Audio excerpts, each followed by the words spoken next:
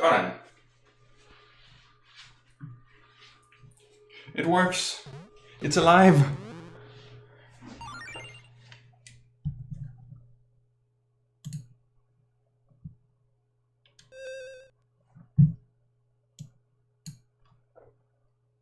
Yes, I'm playing this on the GameCube. I have the Game Boy player, so that's the easiest way for me to do it without using an emulator.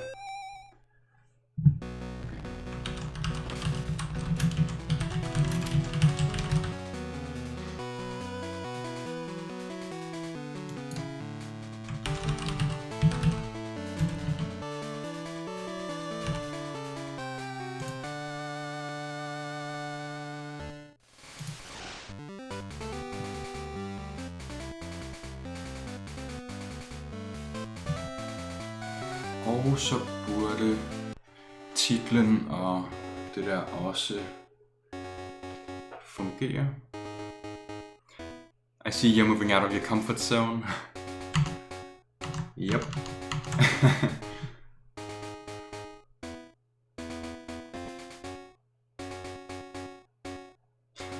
Yeah, you can get it on Virtual Console on the 3DS. Oh, and something is wrong with the TV. Let me just show you. This is my current setup. And look at the screen. Something is definitely wrong.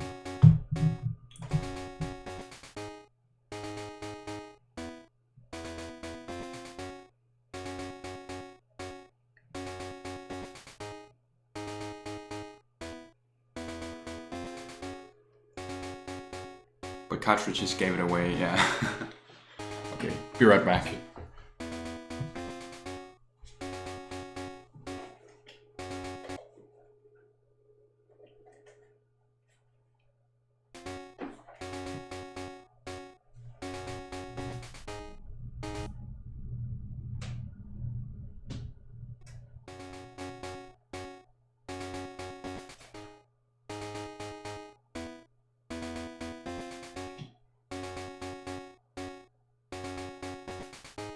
I have no clue why it's doing this.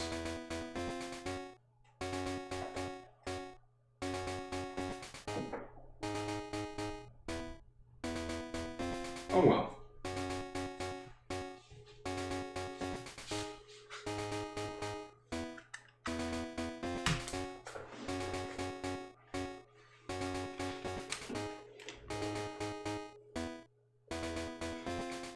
Could be this 64 as well, that way you were using. The Nintendo 64 had a plug-in device as well. Yes, it did, but it only worked with Pokémon Red, Blue and Yellow. You would have to hack the game, to hack Pokémon Stadium to unlock the option of playing any other games than those three.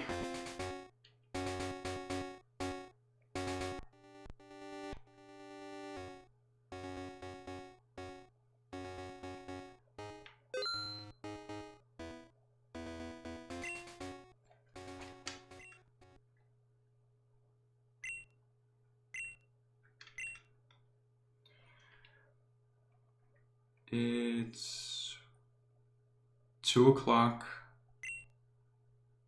and 48 minutes where I'm at.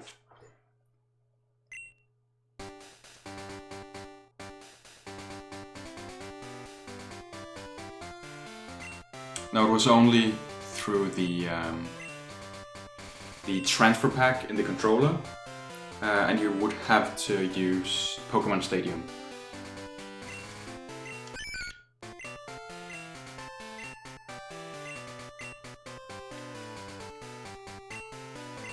At least that was the only official way of doing it. There might have been some third-party. Whoops. Can't even spell my own name.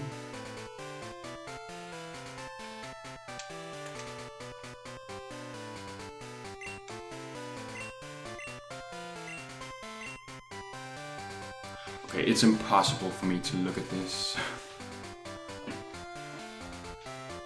I think there was another plugin, to be honest.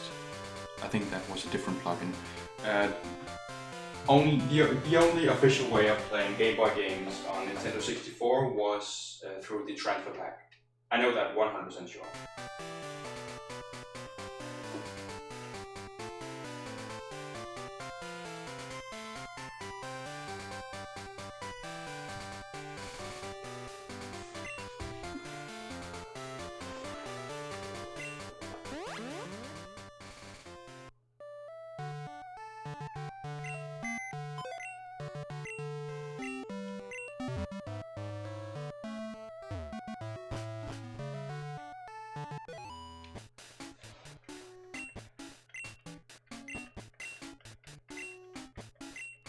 But there might have been, you know, some third party.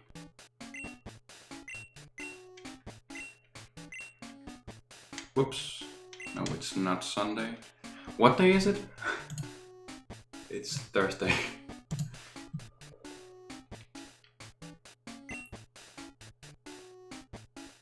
Is it daylight saving time? I think so. I don't know. No, it's summertime. Oh.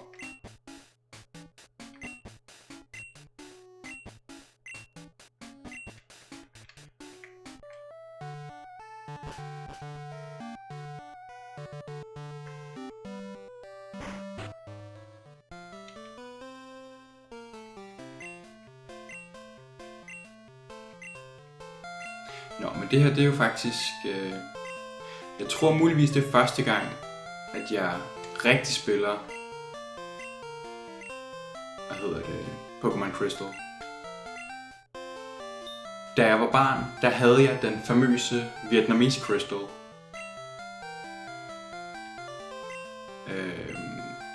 Hvilket skyldes, at jeg havde et familiemedlem, der havde været i Vietnam, og havde været på et eller andet marked og købt det spil med hjem til mig. Desværre har jeg det ikke længere. Det ville have været fantastisk. Nå, men nu skal vi vælge mellem Cyndaquil,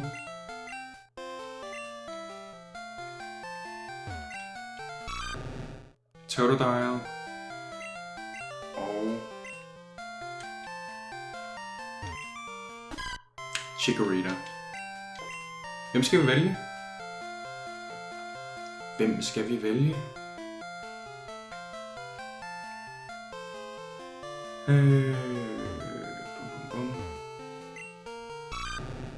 Jeg kan meget godt lide Totodile.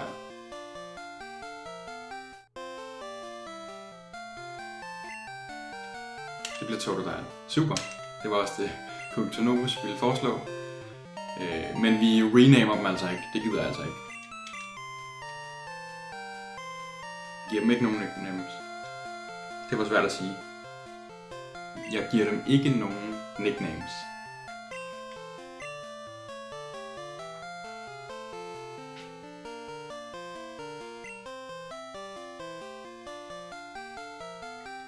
Yeah, the White Boy 64 is not. It wasn't commercially available. It was available for Game Boy developers and media and such, not for the consumers.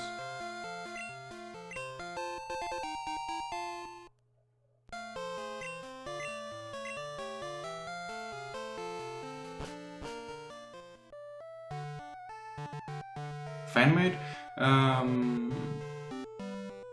No, it wasn't fan-made. I don't know if Nintendo themselves created it. But it was definitely used by Game Boy developers so they could, test it on a bigger screen and such. And also for media to, get screenshots.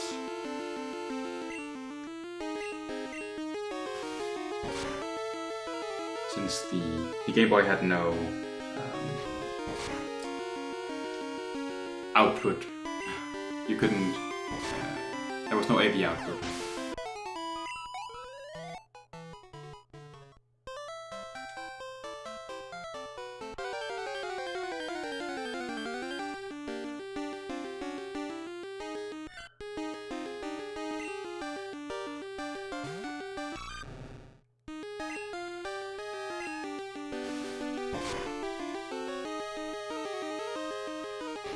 Oh yeah, there are some mods where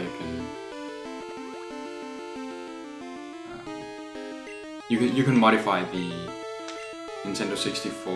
There are some different ways of doing it. The best way is to modify directly from the chip, so the output comes directly to HDMI and not some sort of analog signal first and then convert it into HDMI. It's a bit complicated, but yeah. Also, it's expensive.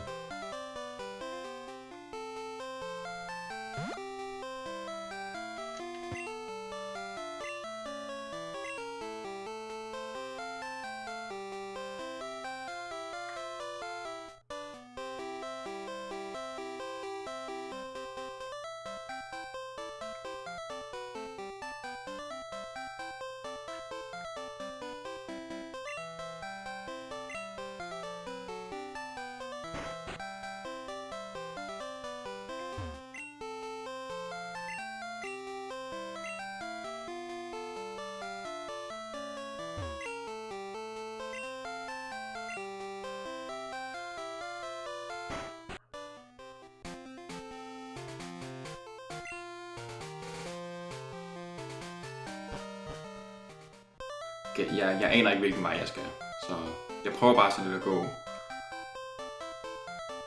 og på den rigtige vej.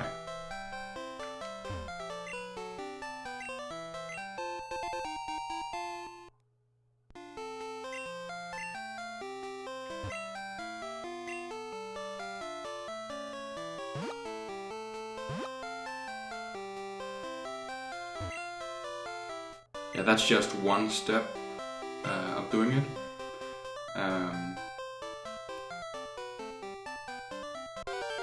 Even though there might not be a lot of steps in doing it, the steps are quite difficult to actually, do.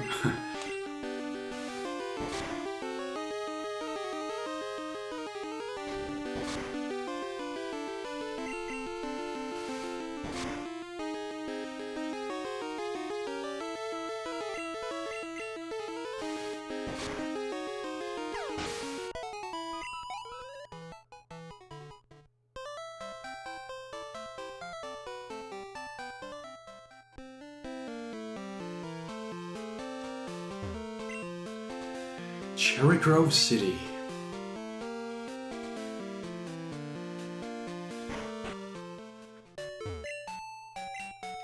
Yeah, you would have to be quite experienced.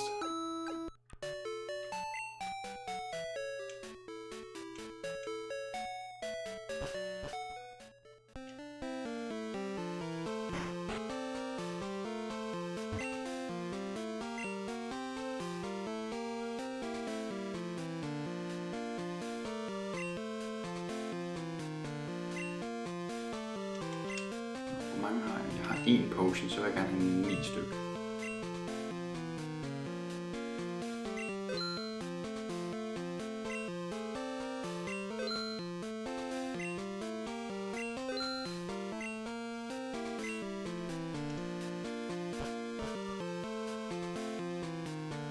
Jeg ved ikke rigtig, hvad jeg skal, så jeg går bare på opdagelse.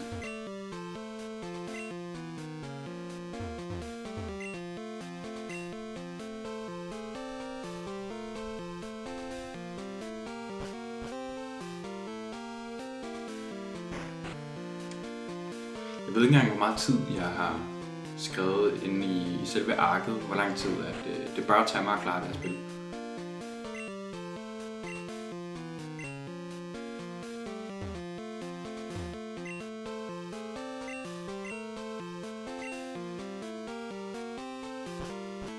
Men det er vel en 20 timer eller sådan noget.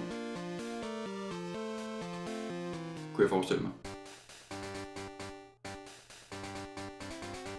Are you from Denmark? Yes, I am from Denmark.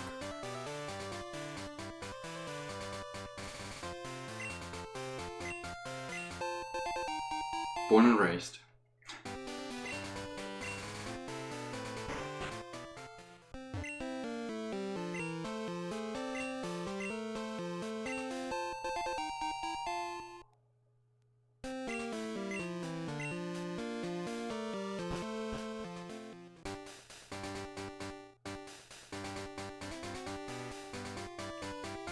Where are you from?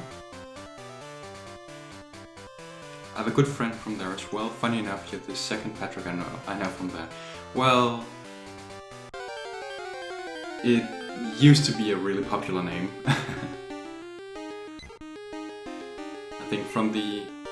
I think in the early to mid 90s it was one of the most popular names.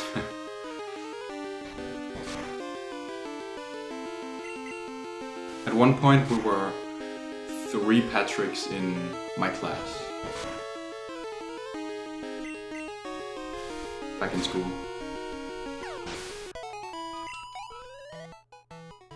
Out of like fewer than 20 students.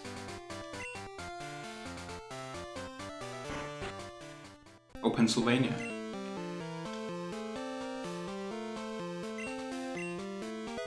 I'm not too good with the American geography, so I wouldn't be able to place it on a map.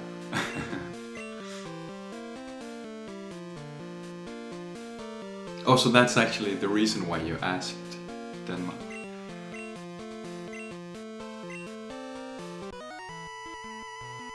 Oh, so that's Professor Oak. Northeast coast. Ah, okay.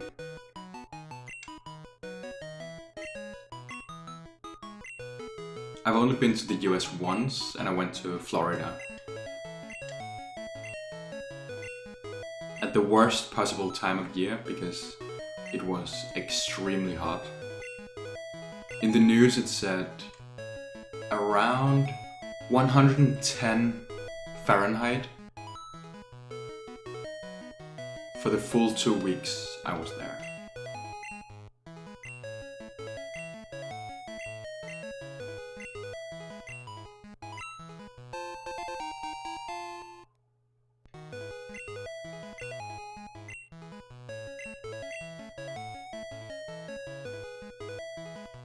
About 24 hours drive away. In Denmark, you wouldn't be able to drive for 24 hours. If you take the longest stretch possible in Denmark, you would be at the other end in like, I don't know, 5 hours? 6 hours maybe?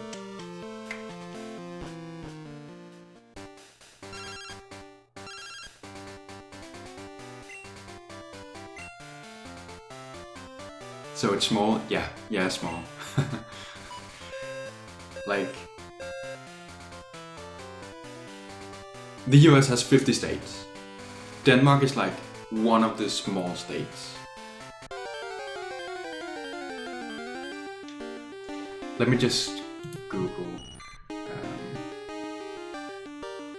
US states by area. Maybe you know my friend. Well, it's 6 million people, so I don't know, but where is your friend from in Denmark, do you know?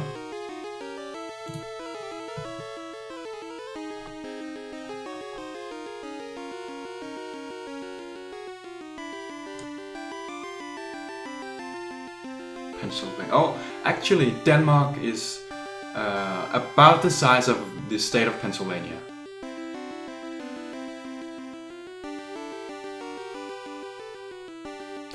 Area-wise.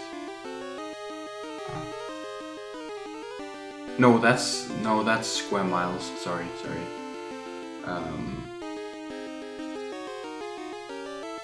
Denmark is a bit larger than Maryland and a bit smaller than West Virginia, area-wise.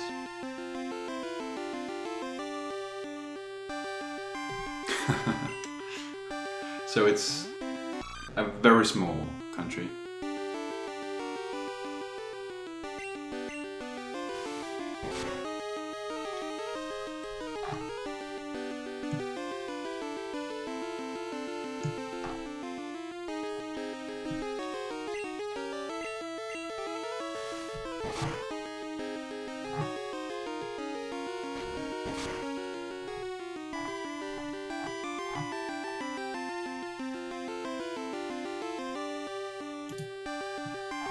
And population-wise, it's about the size of Wisconsin or Colorado. It's like around 5.8 million.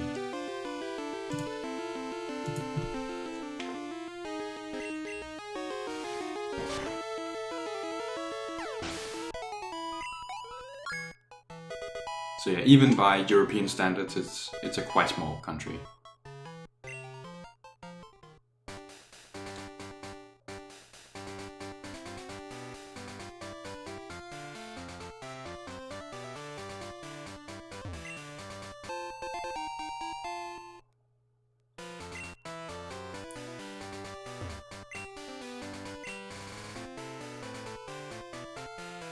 Oh, so I need to go to the professor's lab.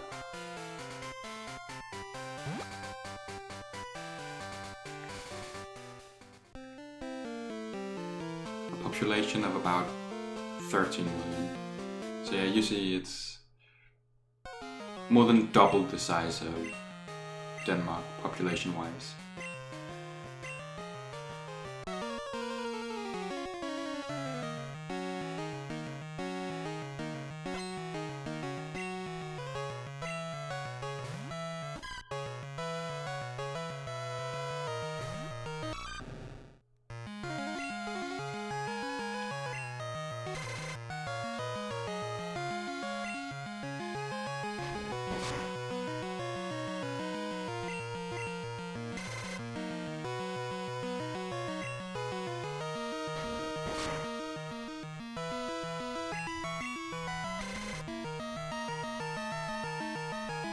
$12.8, yeah, more than double.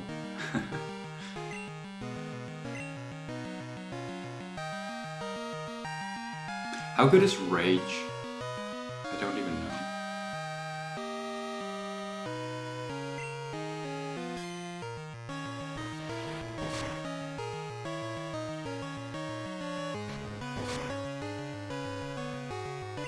Oh, okay. So it improves, like it increases the accuracy. No, not the accuracy, the attack every single turn, I guess. Your friend's name is Patrick Anderson. Funnily enough, my last name used to be Anderson. Spelled with an E instead of an O.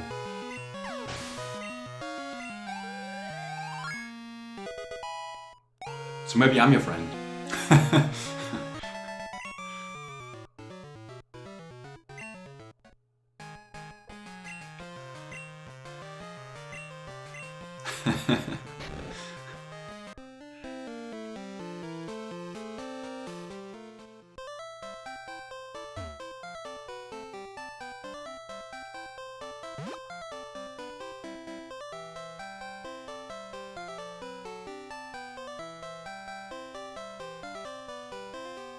I can just go around like this, can I? Yeah. Okay.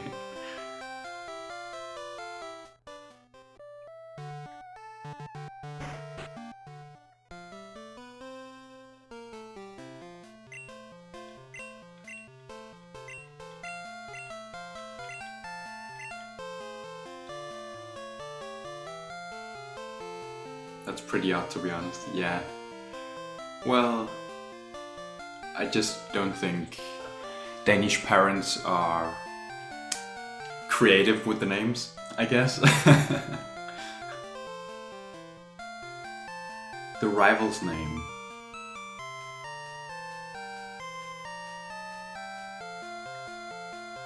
Zone.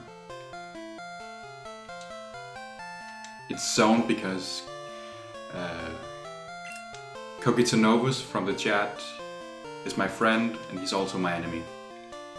And he usually calls himself Zone.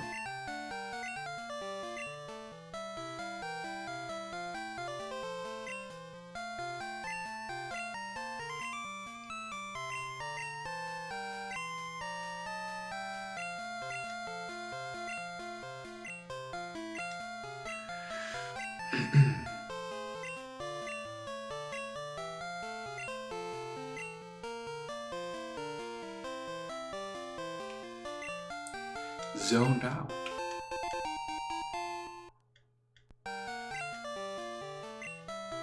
He is actually gonna stream later. He's gonna stream The Legend of Zelda Breath of the Wild on the Switch, over on the N Club channel.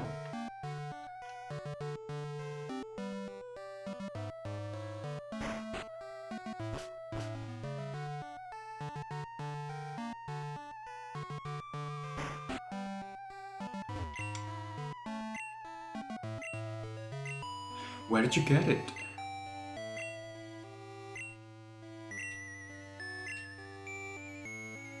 No. Don't take my money, bitch.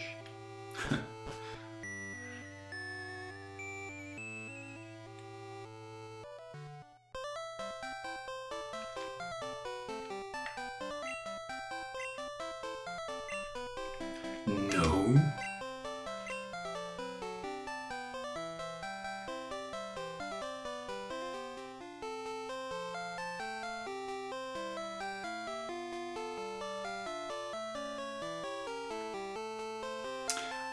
Oh. Well, I get it. If you're planning on getting a Switch, then I completely get it.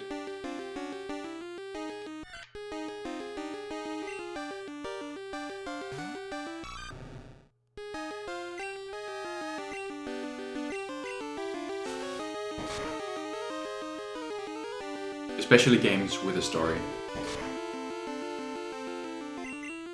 Like if you watch Mario Maker 2, for example, you wouldn't really get spoiled.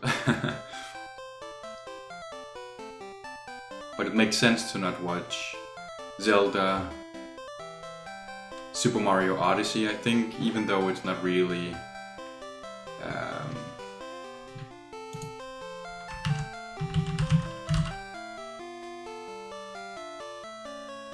it should be like this, I think.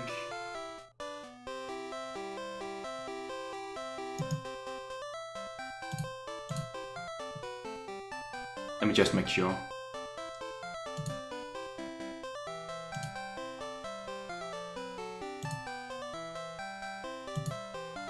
Yes.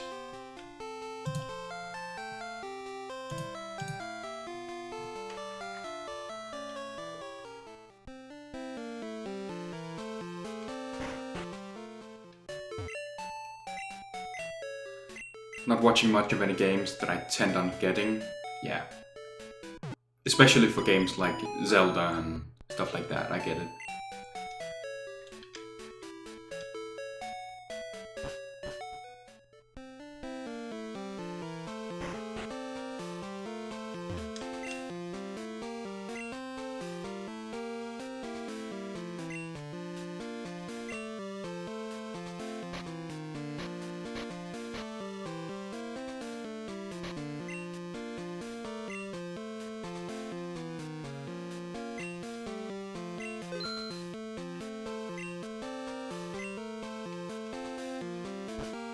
It's a good game though. think I played it for like 130 hours or something. Really good game. Perfect. It's actually a channel that we use it.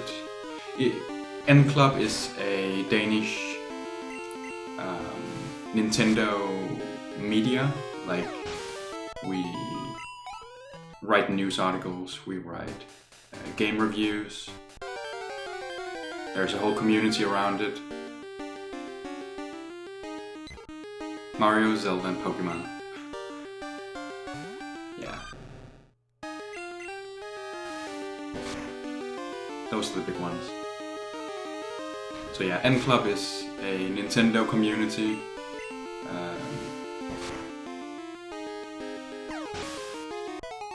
I think we're like, how many people are we running it?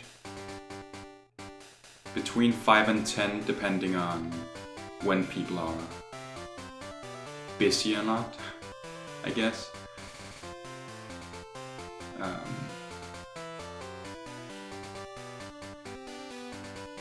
So yeah, Kogito Novus and I, we are two of the people running N Club.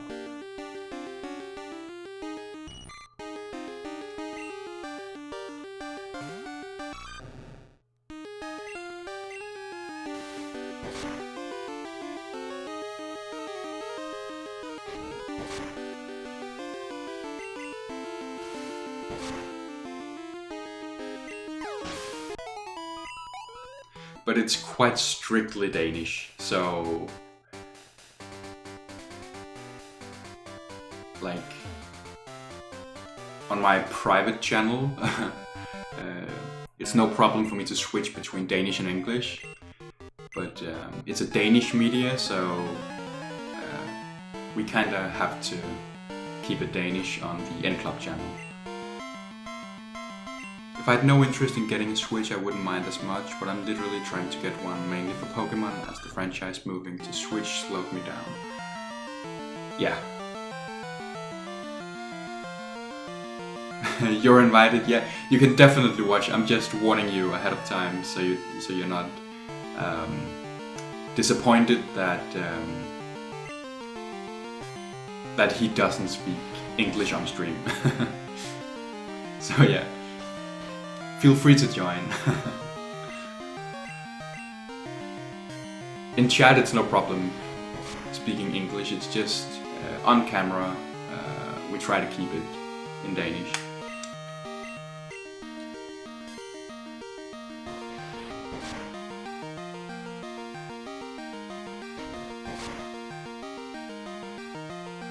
Oh, to the team? Well, if you do some voluntary work like the rest of us do, then sure. But you have to learn the language first.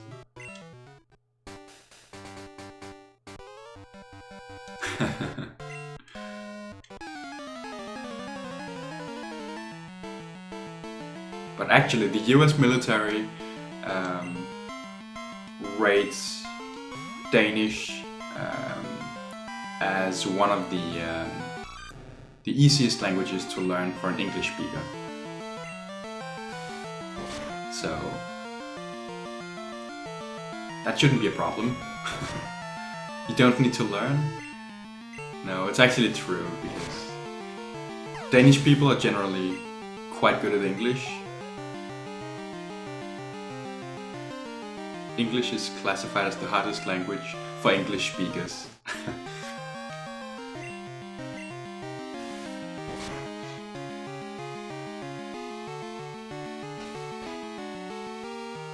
Backlog, those are the games that I haven't beaten, basically. Games that I haven't been playing at all.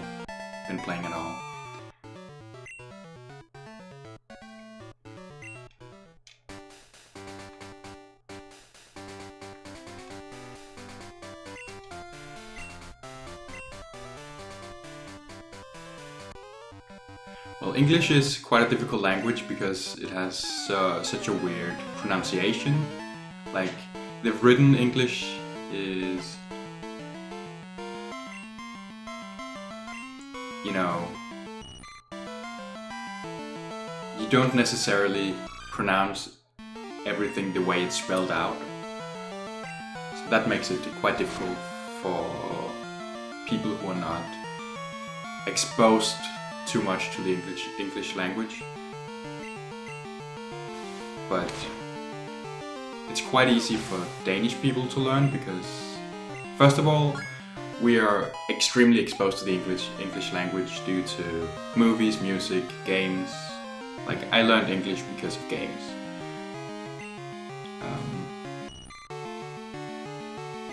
But also because it's the same language family. It's a Germanic language.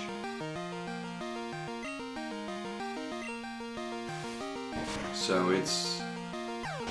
it's not difficult for European people to learn, but it's difficult for other for people who are not as exposed to the language and whose native language is not a Germanic language. So, for example, for a Japanese person or for a Chinese person, for,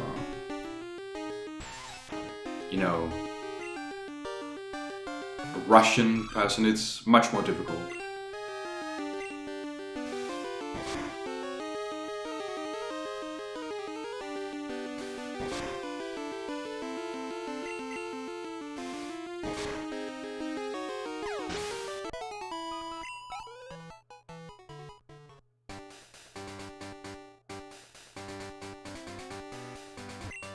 French is an Italic language.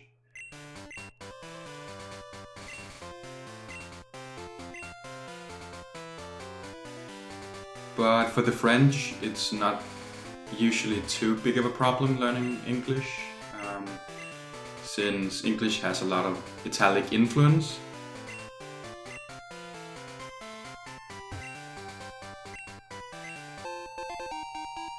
Yeah, exactly has it. And hi there, welcome.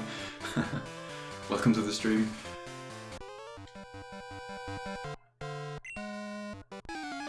So yeah, even though English is a Germanic language, there's been a lot of vocabulary exchange. So, and also because in a lot of in formal speech, you know, like, how can I explain that? Like, in academic papers and such, Latin used to be the default language, basically.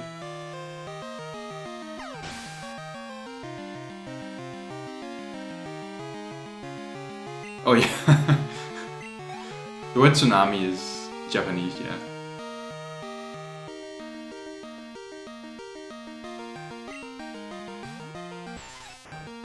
And in Japanese, it's not silent. You do say the T in Japanese. Tsunami.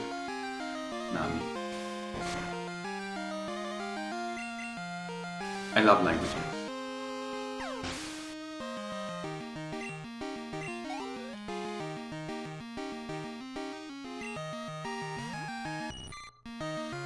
Yes.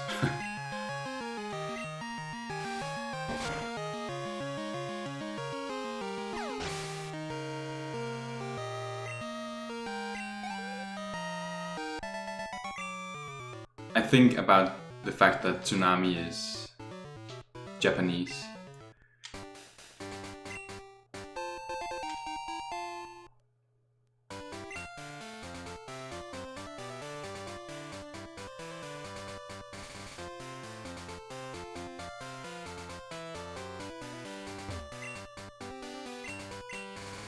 Well, there are differences in pronunciation, even across the English language. Like, British English and American English is obviously not exactly the same.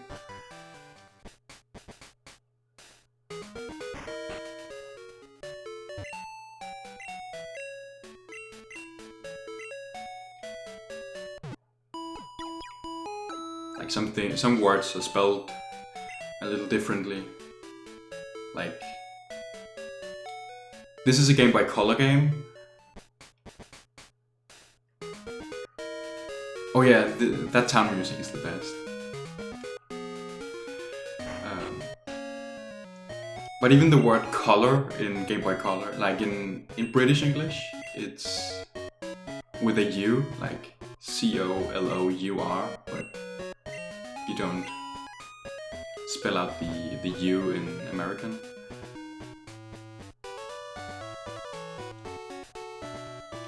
I guess the English would say that, the British would say that it's the Americans dumbing it down. But it's actually what happened.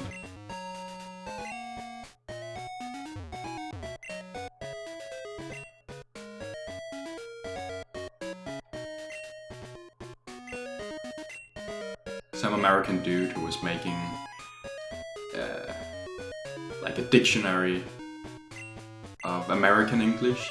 He was like, this British way of doing it is dumb, so it's way too complicated for no reason whatsoever. So they changed it.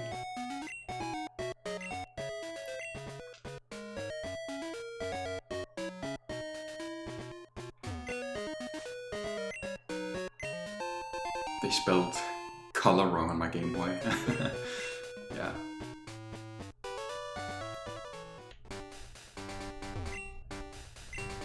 Imagine like 5-year-old Danish me being used to the American, you know, in the American spelling because of movies and games and such. Then suddenly, like,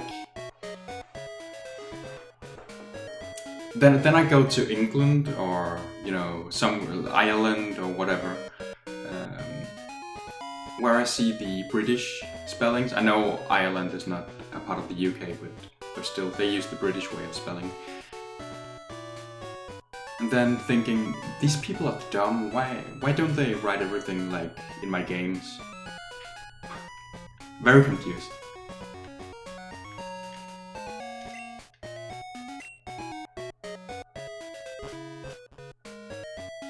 Encyclopedia. Yeah, definitely. And in Danish, we just have the combined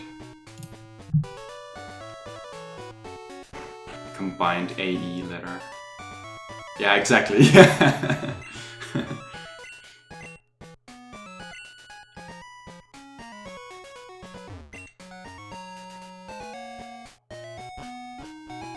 It's efficient, very much about efficiency. Do you play ROM hacks at all? Not really. Like, I don't mind. But I would rather focus on, you know,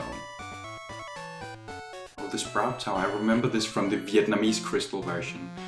I would rather play the games on my backlog. Like here. I'm sorry for the Danish sentence there, but if you click the link, you should be able to see my entire collection. I have over 1,000 games, and most of them I've never even touched. So, I don't think I'm strong enough to beat this place anyway, so I'll stay away for now.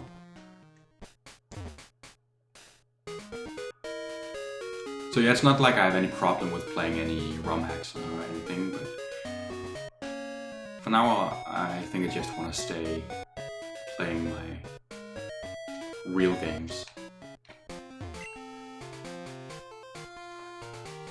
Pokémon Liquid Crystal. Huh. I should take a look at that.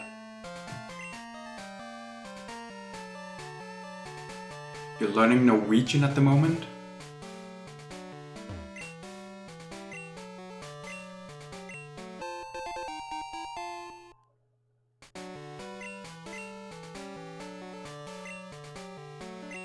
Norwegian is like when you spell, like when you write in Norwegian, it looks like Danish but with a lot of mistakes. So we generally don't really have a problem reading Norwegian.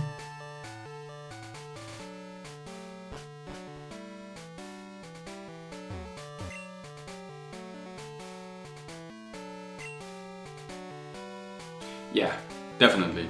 The D's, we like, that is more or less strictly Danish in that sense.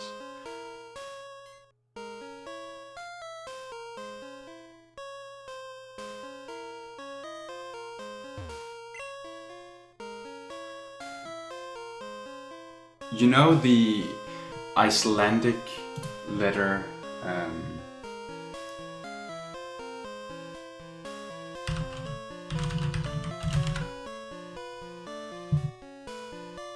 like this one, that's an Icelandic D, like a soft D.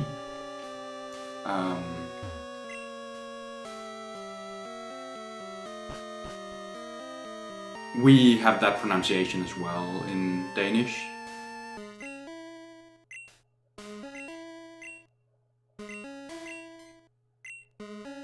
We just don't have a letter specifically for that sound, so our D can be like the or the, like, yeah. I just googled Icelandic D, so...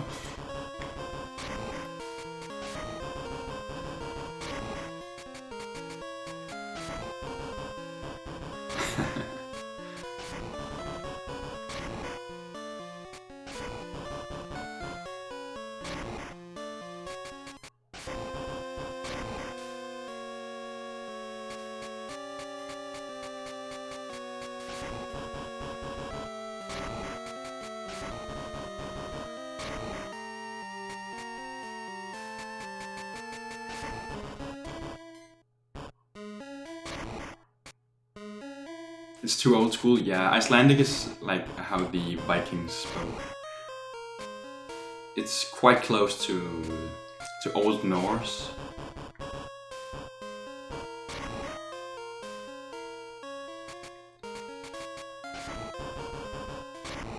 So Icelandic is basically what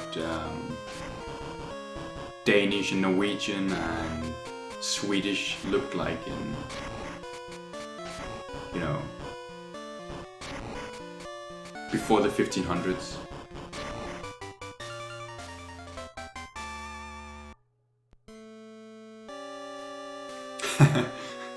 Yeah, this one was the easy one, and I think I spent like an hour on that thing as a kid.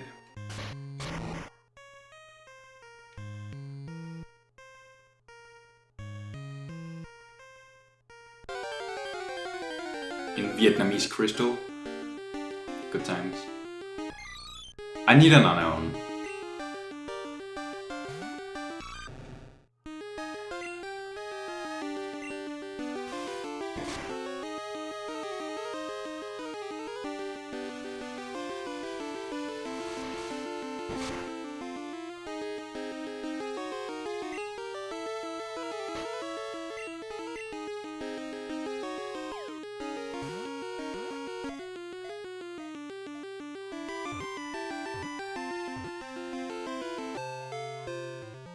So where are you from in the UK, if you don't mind me asking? I have some family in England and Wales.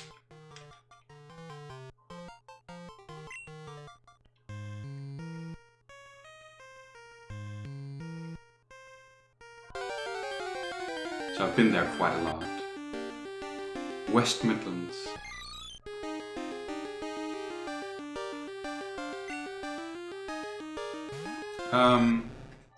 Yes, actually, my my great-grandmother's sister married a Welshman, so she moved there with him, and then they settled down in right outside of Reading.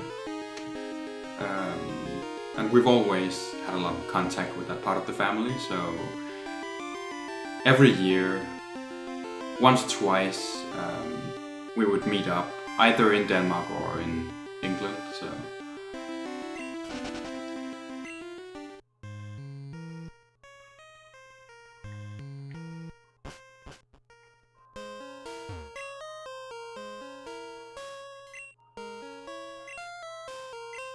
yeah, and also in school, you're gonna be the cool guy with the English family, even though it's only like, I think maybe one out of 8 family members are from there. But you know.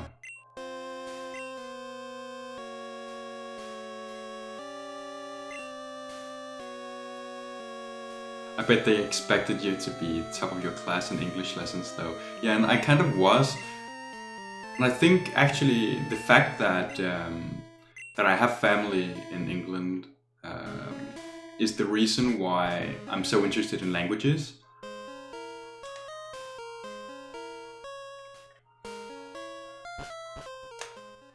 I think.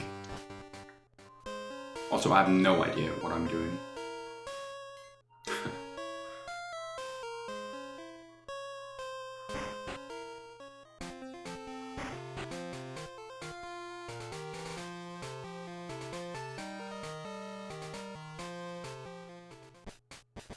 So yeah, because I had family in England, and I had a natural interest in the language.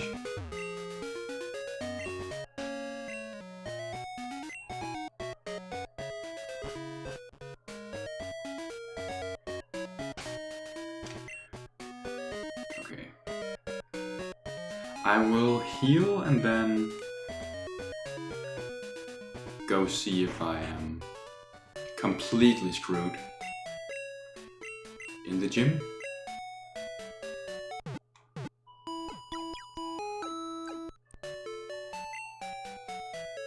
But like obviously I have an accent. It's impossible not to have one when it's not your native language, I guess.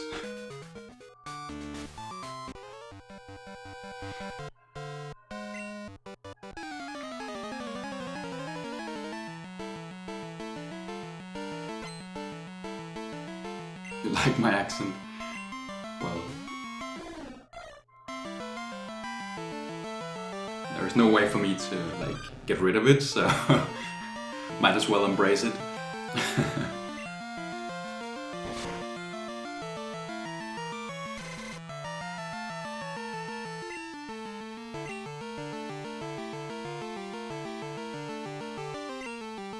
Yeah, that's because of the Scandinavian American accent is very much because of movies and games and music.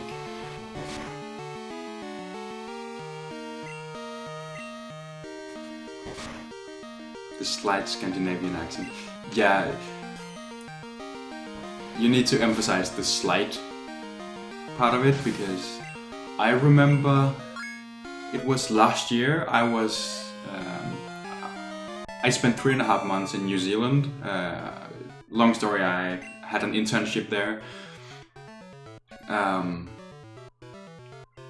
On my way home, I had a layover in Bangkok, and a lot of Danish people go to Thailand, so there was a lot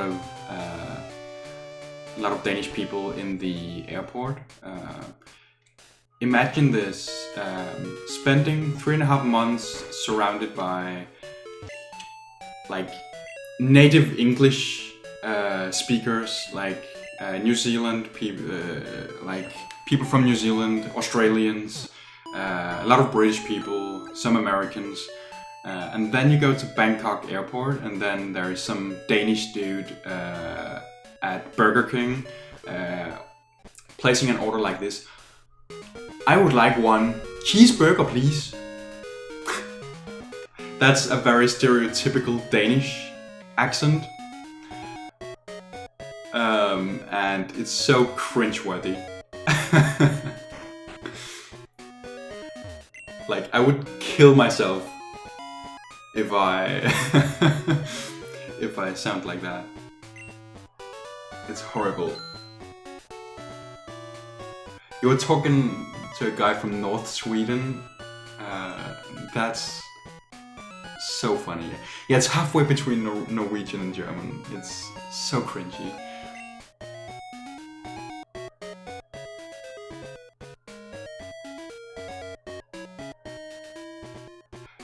Oh, Cooper, you're moving in with me? I'm not sure my girlfriend would approve of that. Oh, thank you for the follow, Hazard.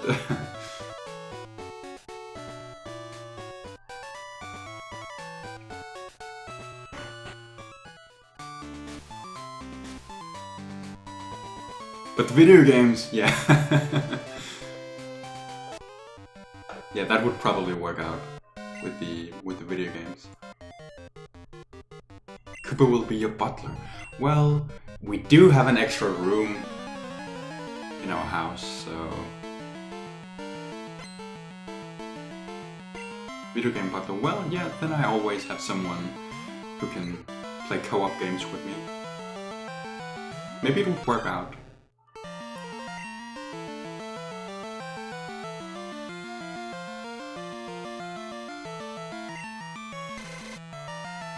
Okay, so you got a request.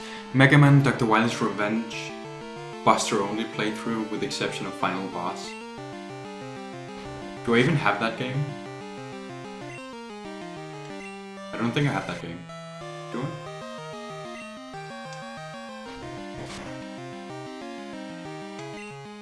And also, I would not play that game with some sort of ridiculous challenge. Oh, I have it on my 3DS.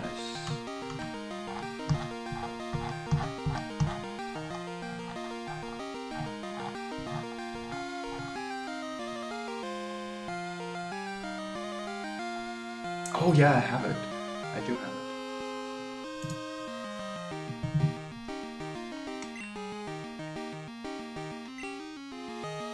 The funny thing is I've never beaten a Mega Man game. I played a lot of them, but never beat any of them.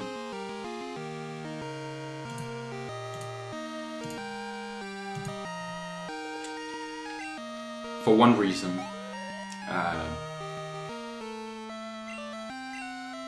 I tend to rage quit. Like, when I feel that something is bullshit, then I will rage quit.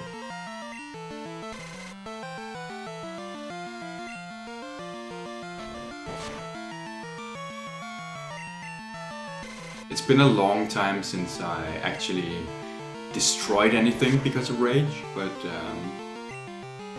I've definitely been, like, extremely mad.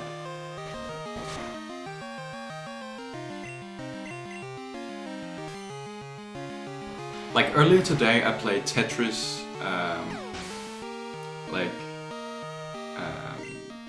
on the Game Boy. That's no problem because there is nothing to screw me over other than myself. But in Tetris 99 on the Switch, I will scream. I will wake up my neighbors, and I will be put in jail because I scream so much because of that game.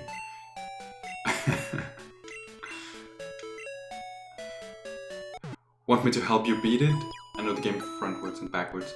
Well, actually right now I cannot even stream my 3DS games because I don't have a device where I can capture it. You haven't played Resistance Fall of Man? I never beat it as a kid. To be honest, I've actually beaten maybe 200 of the games on my list. It's just I haven't beaten them on stream. And this is like the third game I'm playing in my backlog adventure. So yeah. That game was amazing online. Yeah, that's why I've never beaten it. Because I only played online. It was amazing. Before, it was so good even before like games like Call of Duty Modern Warfare. Before Modern Warfare, I think Resistance Fall of Man was my favorite online game.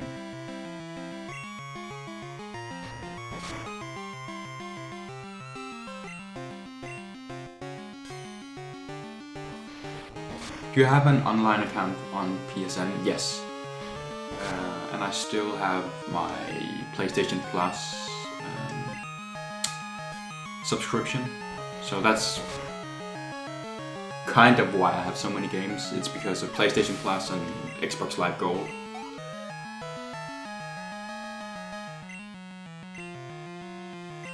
That's probably like, I don't know, a third of my games, maybe even 50% of my games.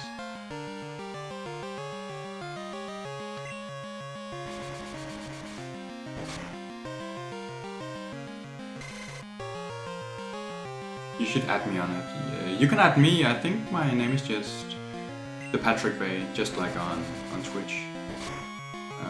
Right now, I cannot even turn on my PlayStation. Well, I can turn it on, but I cannot control anything because I recently moved, and because of that, I cannot find the charging cable for the controllers. It's in a box somewhere.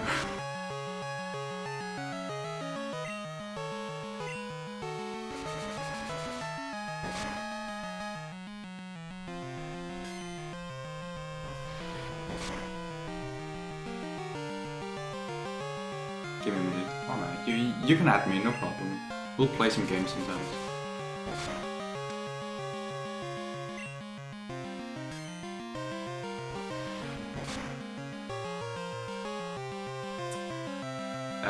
In Danish, sometimes we don't really say the G. Sometimes it's like a J or a Y. So you say that town name as Skagen. It's kind of weird. Maybe you can say it like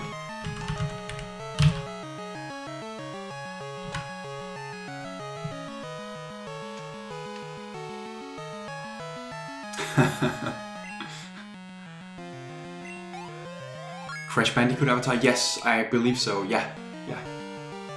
It's been so long since I used my PlayStation.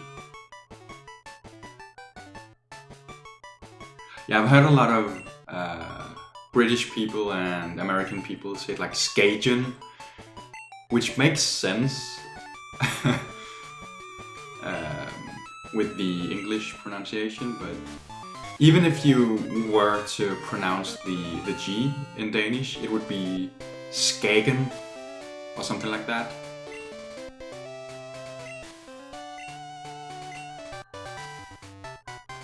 But Danish is weird. Skagen, yeah. Yeah, I'll probably accept the friend invite just on the website instead of the PlayStation, because I have no clue when I'll find the charging cable.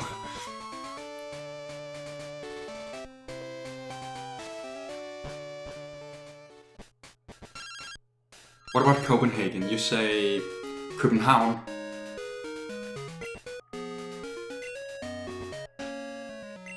It's spelled like this in Danish.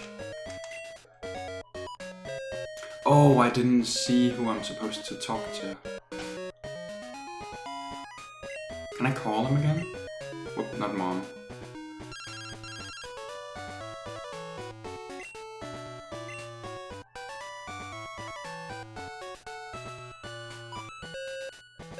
Wait, what? I was focused on the chat. Hello, Patrick. Did you see my assistant? He's at the Poke. Oh, okay. Okay. I got it.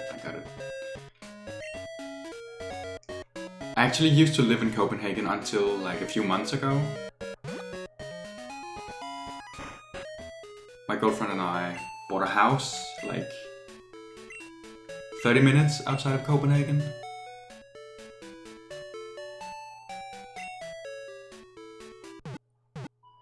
Is that pronounced Copenhagen? You would say... I'm gonna say it slowly. Copenhagen.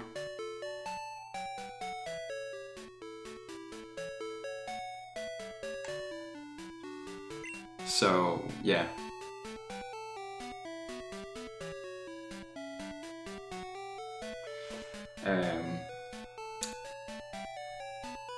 In Danish, the O and the Ø are different sounds, so it's more like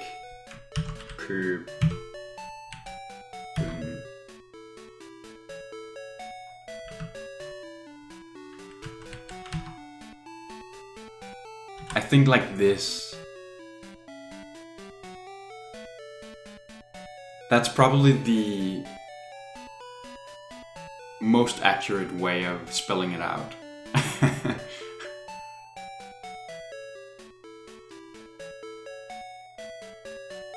Yes, it's weird.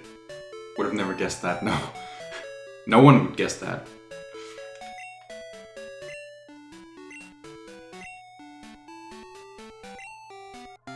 Oh, I got the egg, so... Eventually I'll get... I guess it's the Togepi. And thank you for the congrats on the house.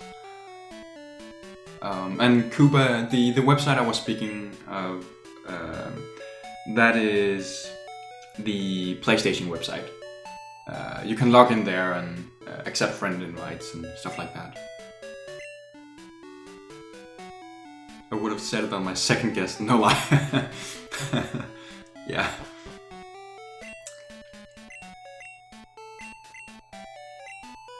I am not gonna believe that. Sorry.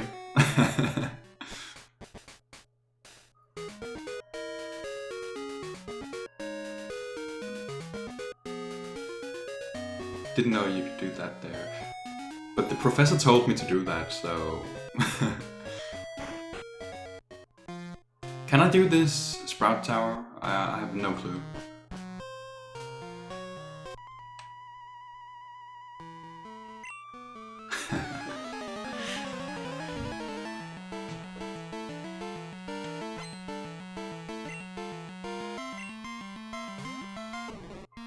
I know I said earlier that English has some weird pronunciation, but Danish... I think... I read once that Danish is...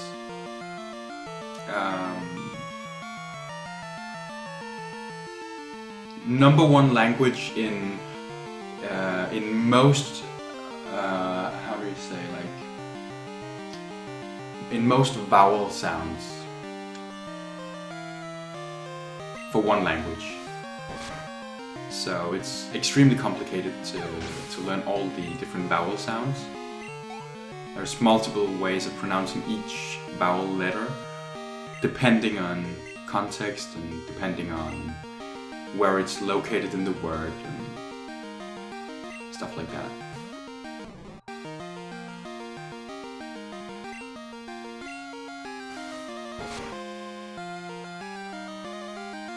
Sometimes it's only a subtle difference, but it can really change the meaning of a word. Also, how did this become like a Danish language class?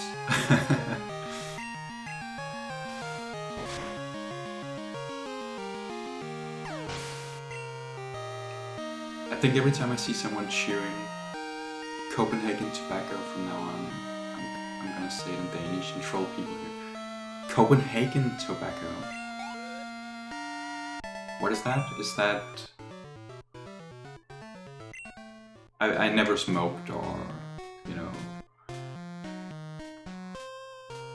anything to do with tobacco, so I wouldn't know. Copenhagen tobacco. It's chewing tobacco.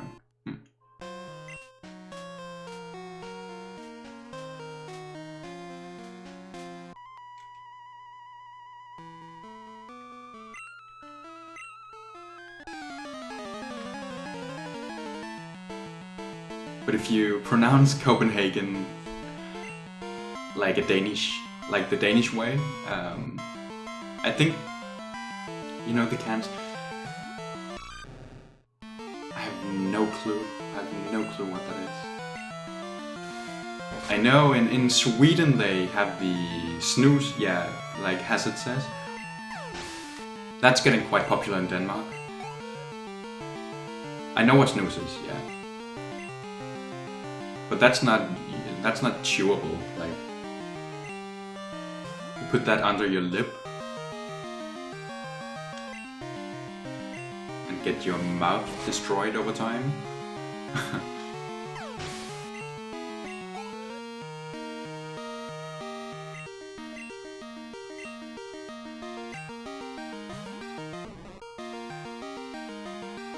But maybe if you can send me a link to a picture of the Copenhagen chewing tobacco. I have no clue what that is.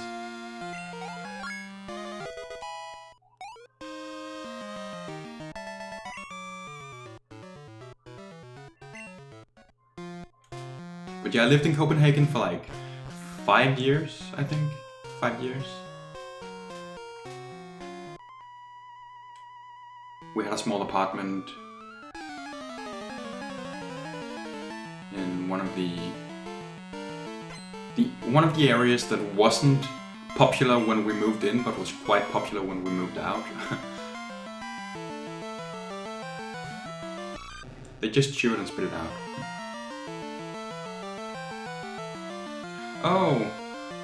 Oh, that's how it works. Yeah.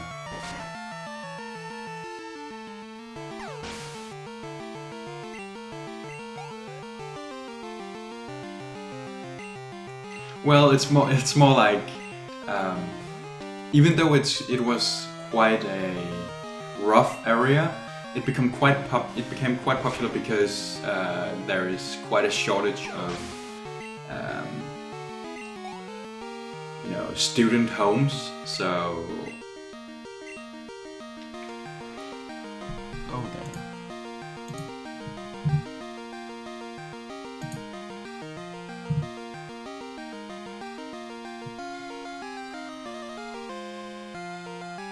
I've never seen such a can before. Never in my life.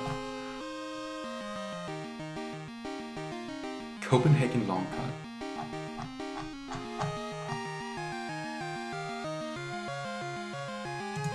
Maybe I'm just weird. Maybe I'm the only Danish person who doesn't know it. Maybe it's American made. It might have originated in Denmark, but it's definitely not something that's popular in Denmark nowadays.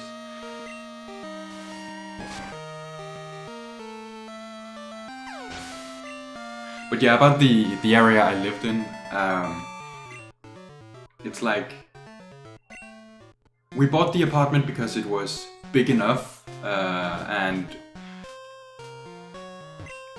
you know, I had a low-paid job, at least for Danish standards, and my girlfriend was studying, so we couldn't really afford something huge. So anyway, we bought this cheap apartment, and then over the next 4 or 5 years, more and more students would move into that area because it was quite cheap.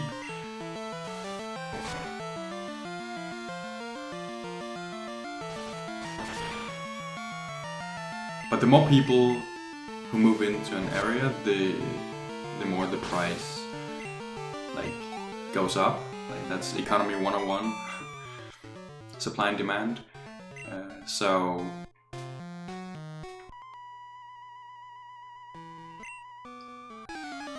it became quite a trendy area.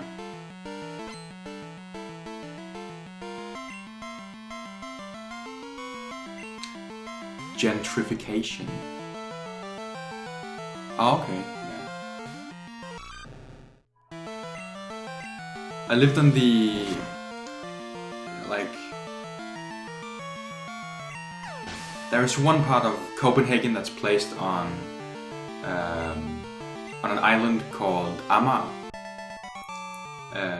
and a lot of people from Copenhagen used to call it the shit island.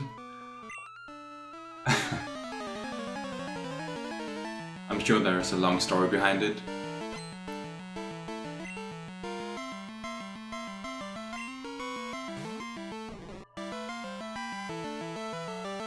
But yeah. Yeah, I've been with my girlfriend for a while. It's been almost 8 years. This shit island, yeah.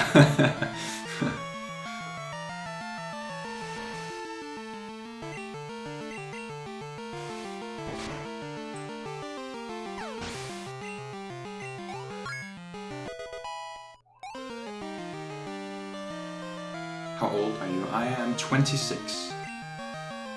Although I know that I look like I'm 18.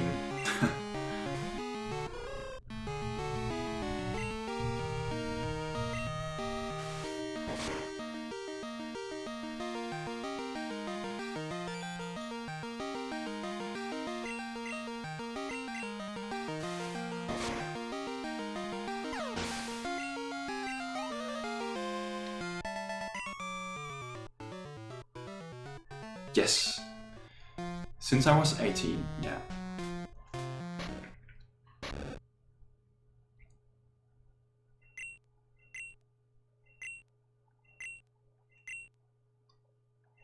And I think she must have been...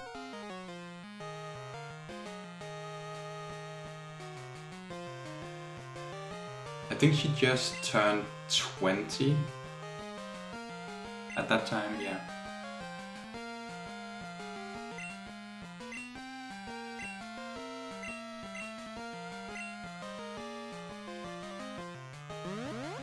Definitely well done on getting a place just outside the city. That can't have been cheap. Well, it's 30 minutes outside of Copenhagen by car and like 40 minutes an older bird. And I think 40 minutes by train, so it's not that bad, but no one really considers it part of Copenhagen. Like,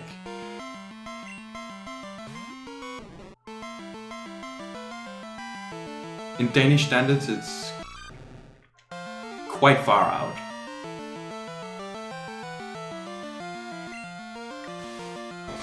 But at least there is a train directly to the central station in Copenhagen, so that's good.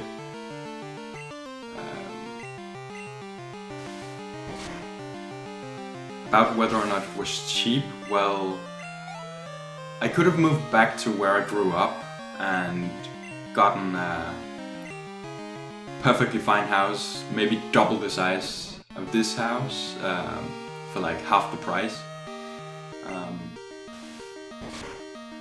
But this part of Denmark is not even like, it's not that expensive. Compared to the towns around, compared to the cities around where I live now, this place is quite cheap.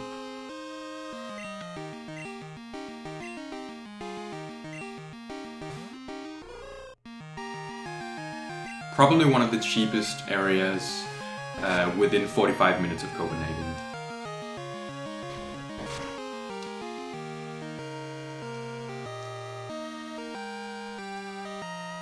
No worries, Cooper. Thank you for chatting.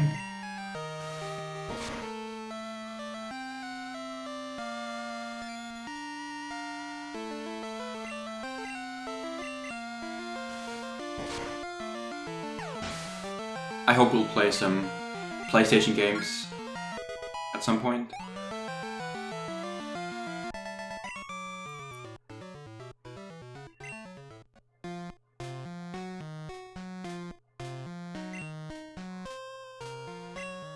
Yeah, I'll definitely, when I have the, like, when it's an option for me to actually stream it, then I definitely will do that. It's one of the shorter games on my list, so...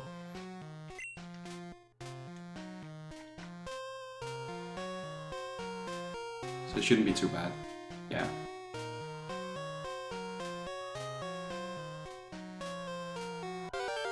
Oh, is that a Bellsprout now? No, Rattata.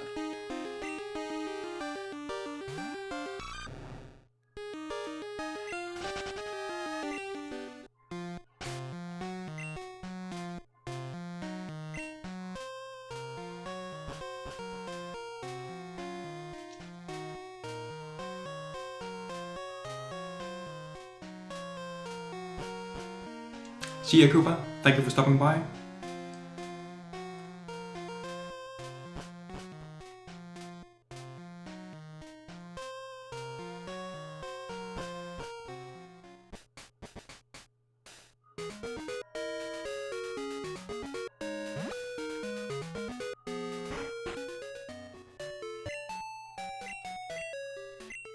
But has it...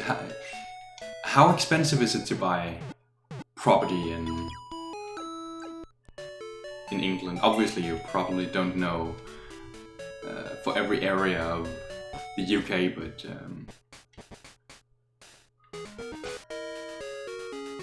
like I know it's ridiculously expensive in like London and the bigger cities.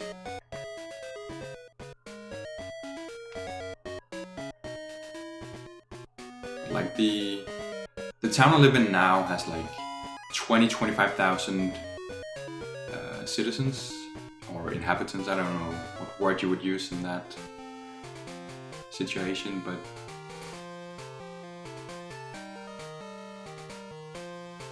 where I am, it's really expensive and prices just keep going up. Yeah.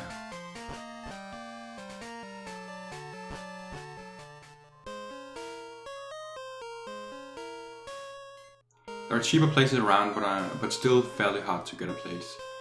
Yeah.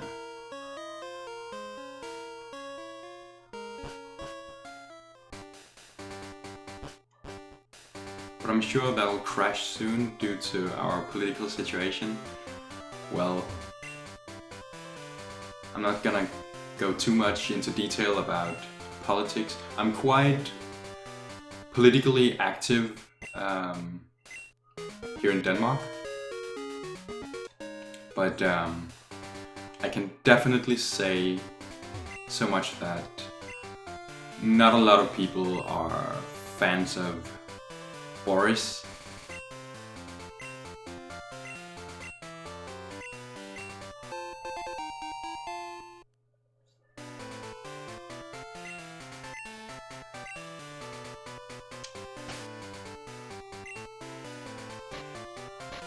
Like how would you explain this?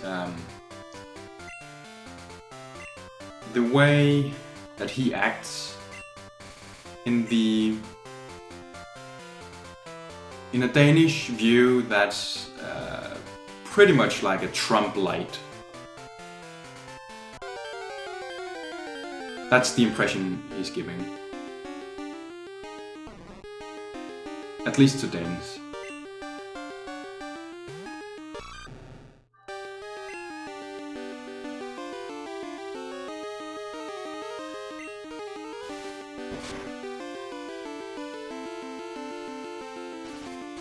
Or maybe I should catch this Bellsprout and maybe go back to that place where someone wanted a Bellsprout for something. I don't remember what I would get.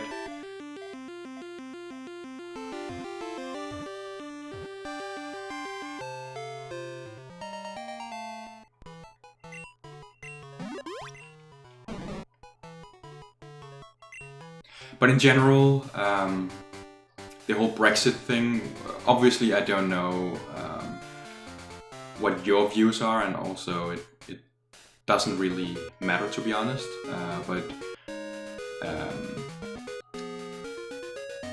like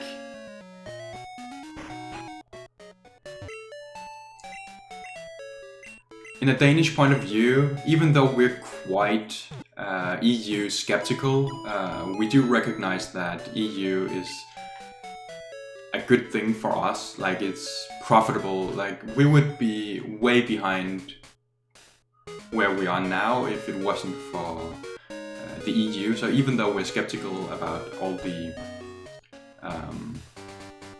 the decisions that are made,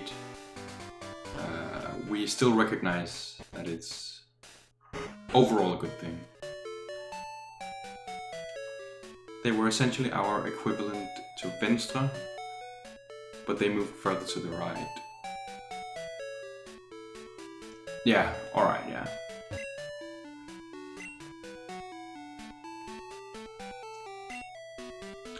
Where was the trade with the Bellsprout? I forgot.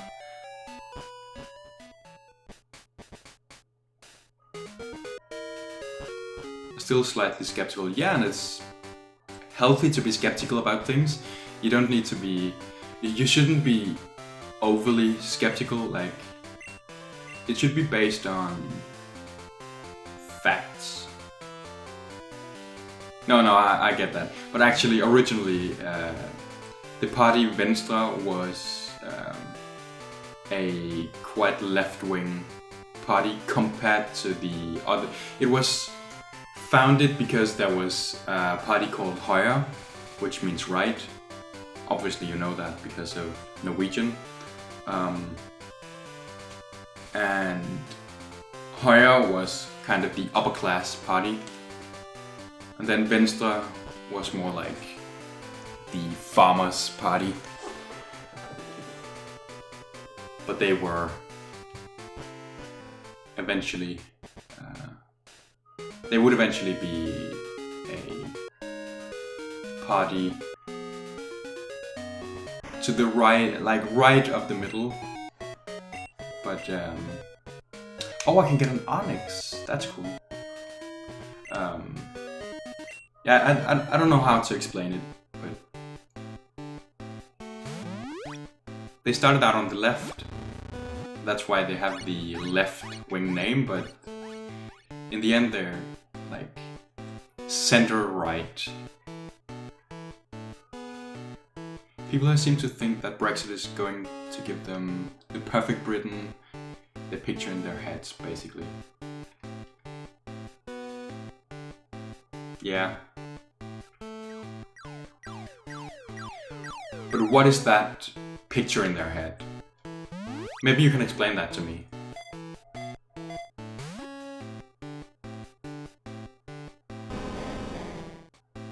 What is the perfect Britain?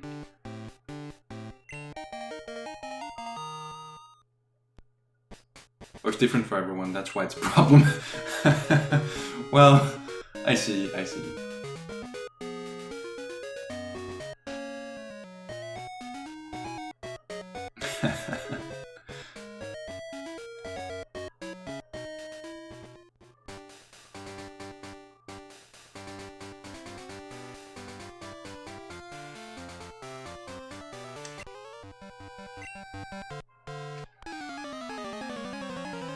But there must be some sort of, like, general trend in what people want.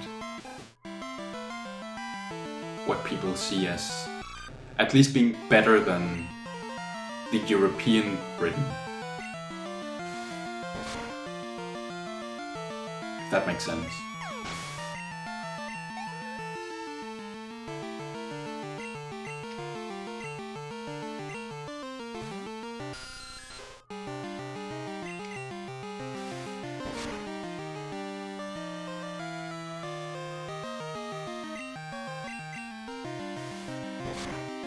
If you're working class, you think it's gonna be... Oh yeah, because of... Yeah. Obviously, if you're not in the EU, it's easier to... Like, you have more control over how many immigrants you get, but...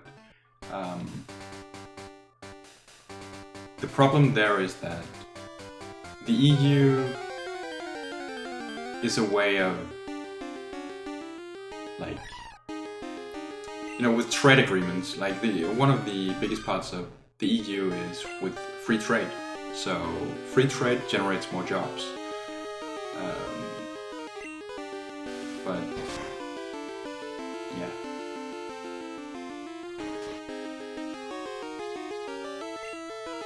It's a thing here in Denmark as well, of course. Like, a lot of people in the rural parts of Denmark, they haven't had the best times. So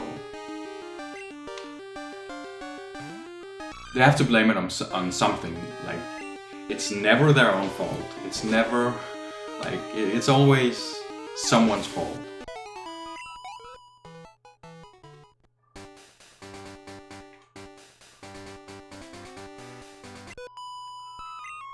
And then it's just, it's easy to just blame it on the immigrants.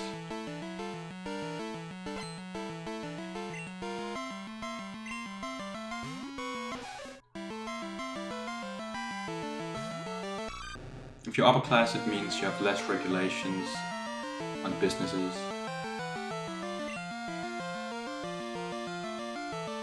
Yeah, that's true.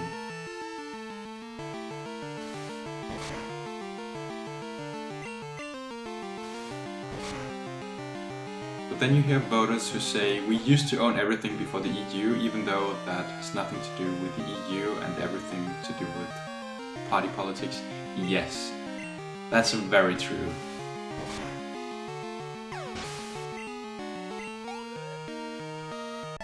That's like domestic politics and not international politics.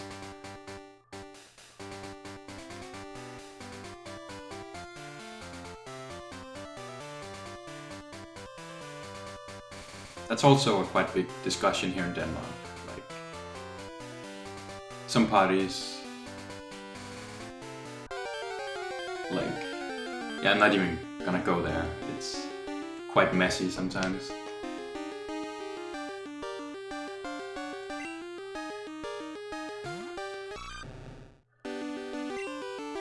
Yeah, the UK is not even the strictest ones. Like,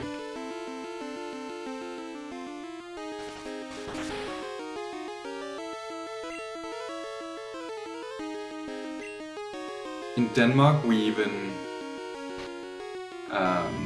put in ads in like Arabic newspapers, telling people that they shouldn't come. Basically, that if they came, they would probably have a bad time. It's kind of funny to me that that would even be a consideration to do that, but have you ever read Lord of the Flies? No, I have not.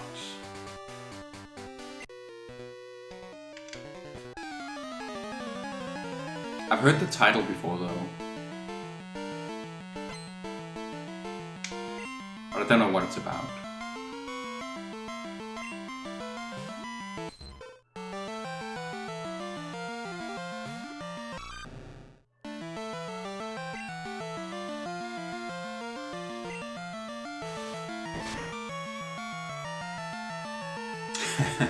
Pretty sure the Arabs that can afford to sit back and read the newspaper aren't the ones moving. No, well,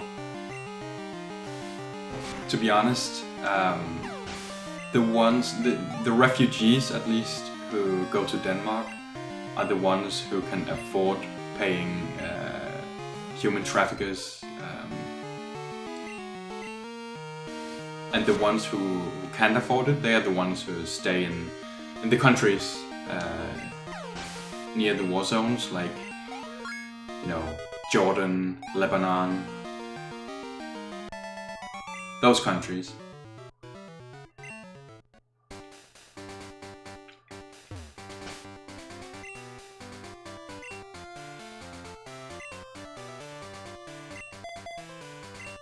Yeah, the ones who come to Denmark, they paid a huge amount of money to do so.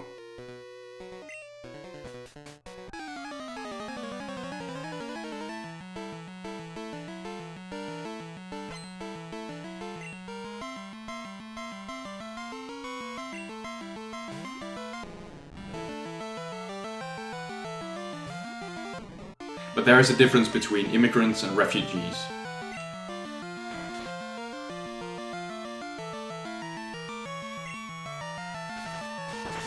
Refugees are actually fleeing from something, where immigrants, they are the ones who are just looking for a better life. For instance, when people from Algeria or Morocco or quite safe countries like that, when they come to Europe, they do it because they believe they will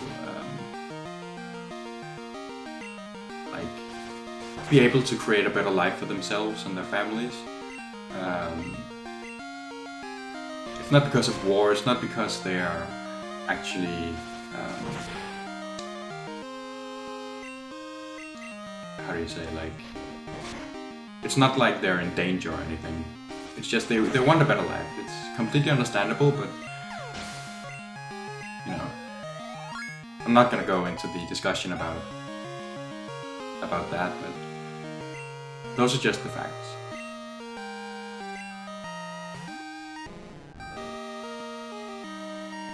The refugees, they're the ones who actually need help.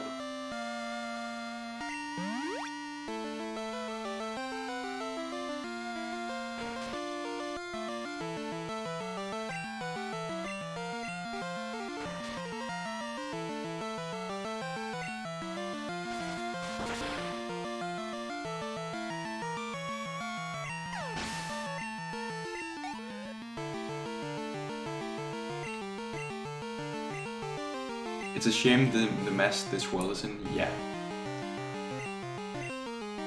And it's a shame that one particular area of the world, meaning the Middle East, has been the center of, you know, conflict for so many decades. Like, I'm 26, there's not been like any time in my life that it's been peaceful. My dad is 46. There's not been one single time in his lifetime that it's been peaceful.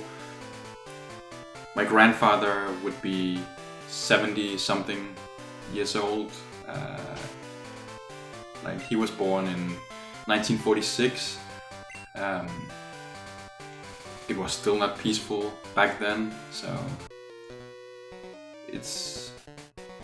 it's a shame that so many generations grow up in that conflict.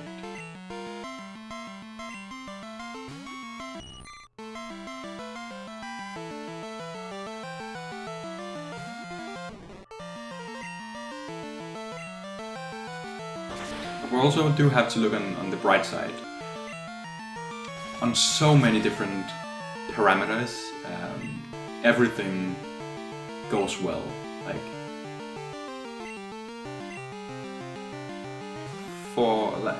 if you look back at, like, in the 80s, it was probably like half the population of the planet that lived in extreme poverty. Today, it's less than 10%. It doesn't mean they're rich by any means, but at least they can afford food. they actually have enough money to live, like, somewhat decent lives. That's amazing.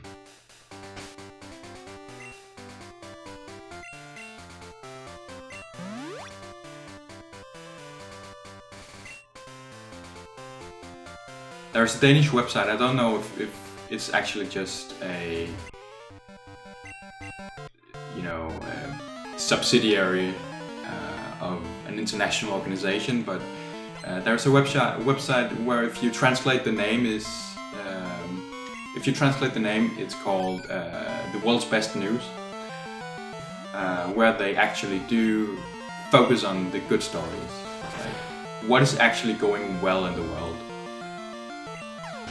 instead of just, oh, there has been another suicide bomb in Afghanistan, there's been another whatever somewhere, the Russians are, the North Koreans send out another missile, you know, stuff like that.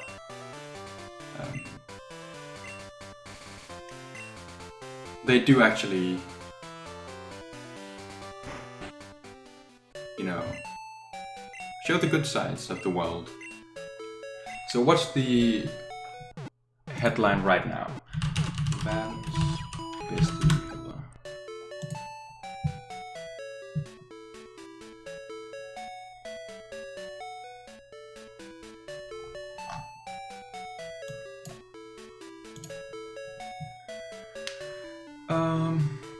The top story right now is that a large part of the Arctic has been, how do you say?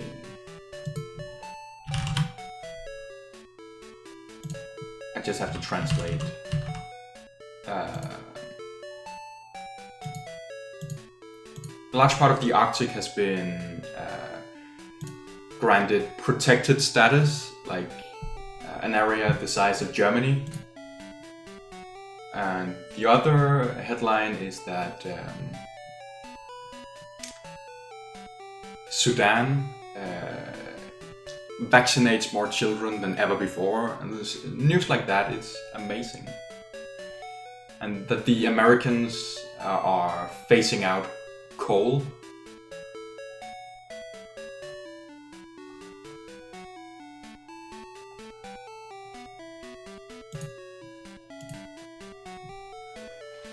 I love news like that.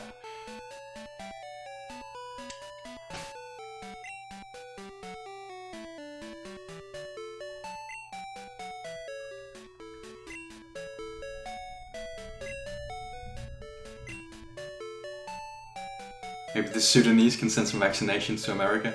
Like, it's so...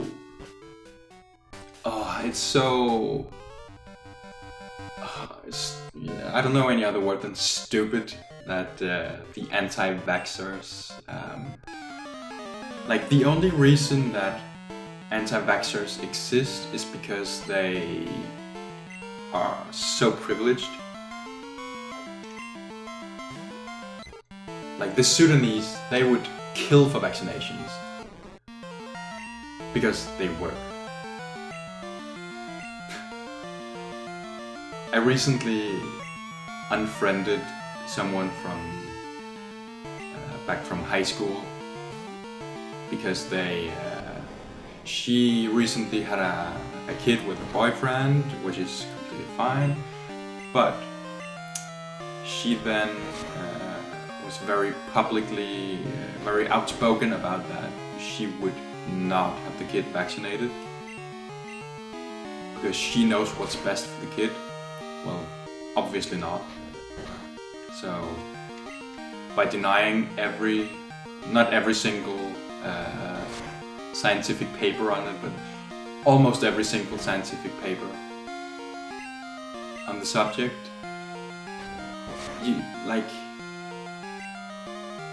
come on, it's not even,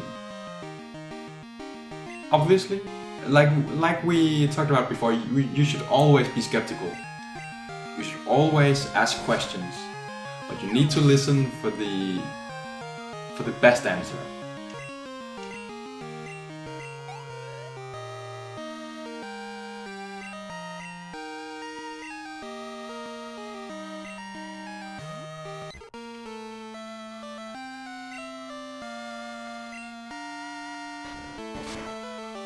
Oh yeah, and that guy, you mean the guy with the autism thing?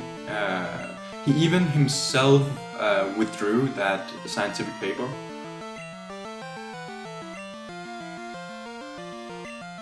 But anti-vaxxers still refer to that thing.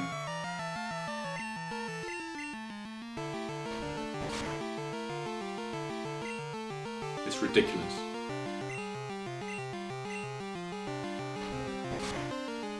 Yes.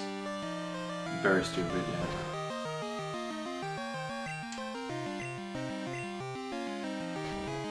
It's a sign of extreme privilege.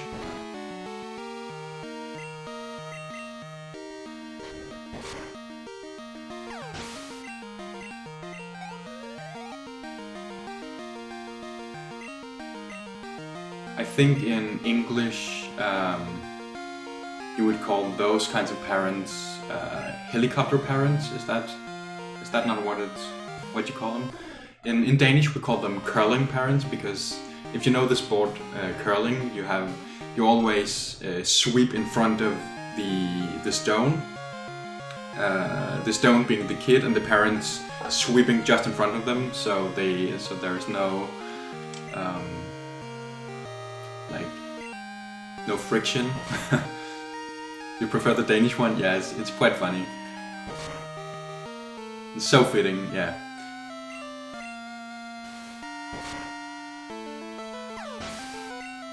I despise parents that don't let the kids learn for themselves. Like,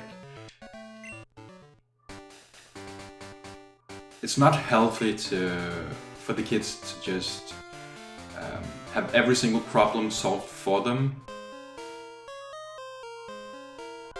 But one problem that the parents should solve for the kid is deadly diseases.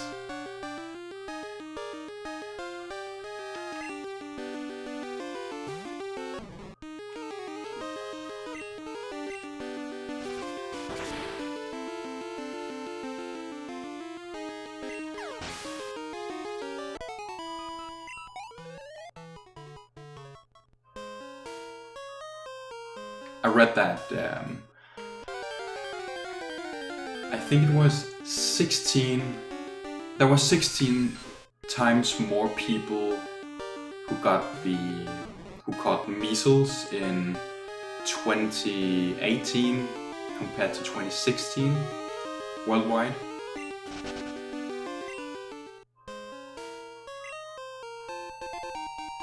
Like, you just need a vaccination, then I think it's not 100% immunity, but that's how most vaccines work. You're not 100% immune to it, but it works well enough that it wouldn't be passed around. So all in all, fewer people get it, fewer people die.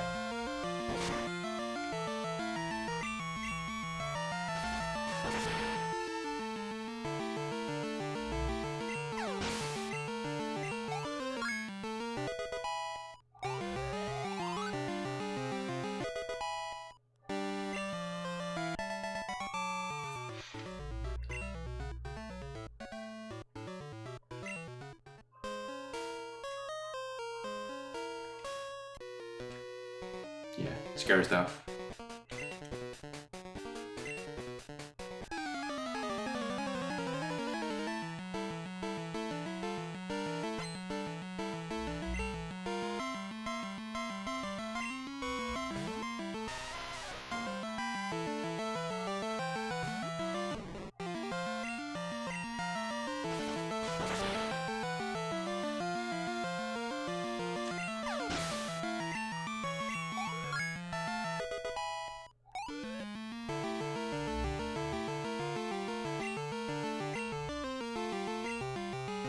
I recently saw a video of someone.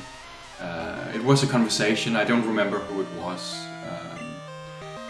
but it was so funny because there was a dude who was very tired of all those, what is it called? Conspiracy theorists. People would be like, dude, I don't believe the Americans landed on the moon. And then he would just reply with something even more stupid. Like when people say that thing, Americans didn't land on the moon, he would just be like, "You believe the moon is true?" Like something stupid like that, to just emphasize how stupid the initial conspiracy theory is. You believe the moon is true? What if he's right? Yeah, that's not how arguments work.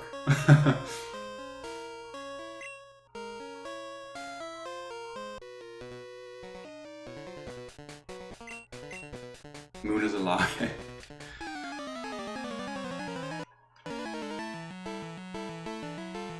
Probably the Chinese made it up. Just like climate change.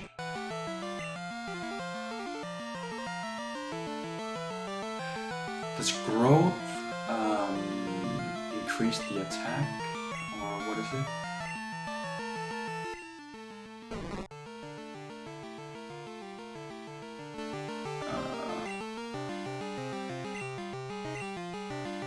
I don't know, man.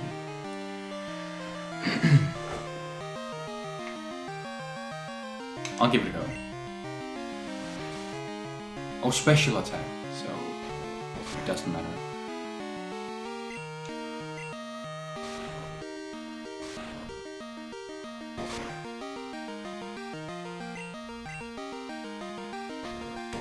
Oh, I forgot in Gen 2 the enemy can attack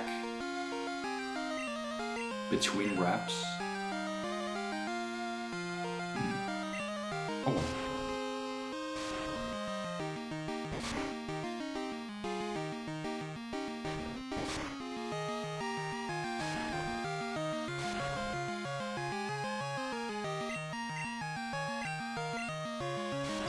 The moon is a lie.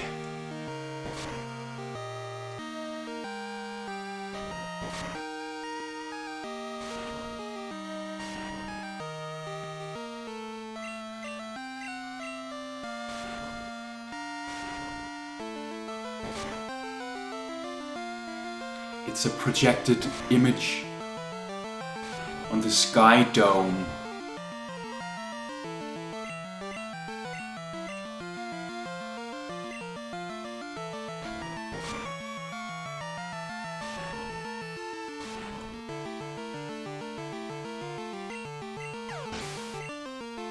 I actually met a flat earther when I was in New Zealand last year. He was an American tourist.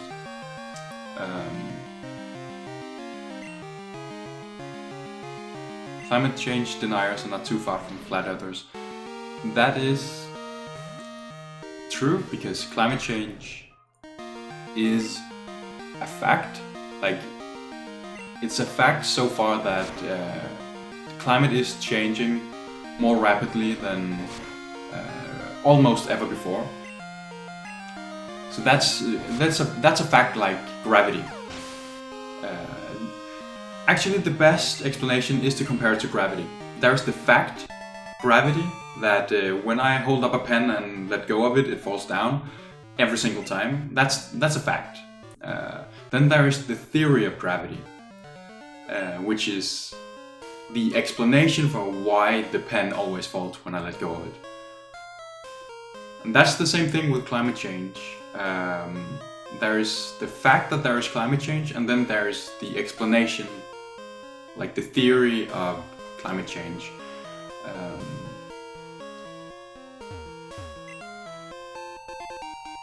And on that subject, well, there's not really any doubt in the scientific community about like the main reason of climate change, but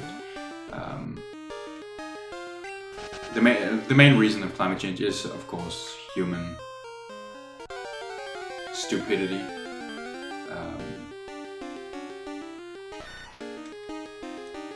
But they don't know exactly how much of it is human, and like what is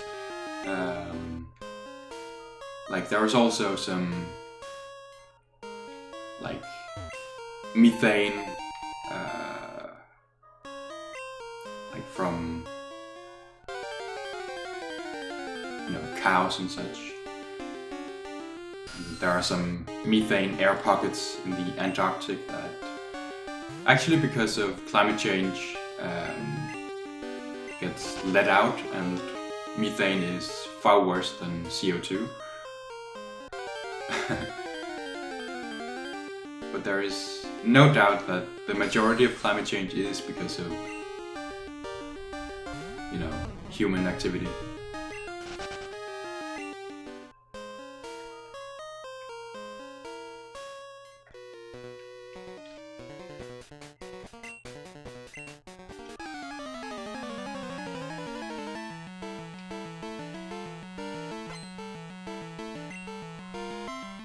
Yeah, that's true. And yes, that's also true.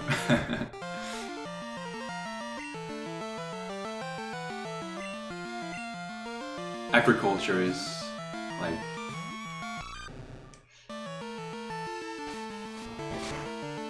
there are some statistics of, for example, what types of meat is that agriculture, or is agriculture only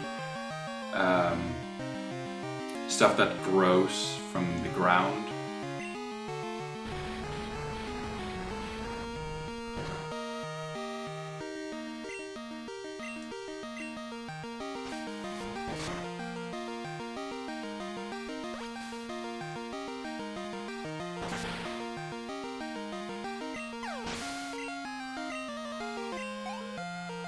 Oh, okay, it includes livestock. Okay.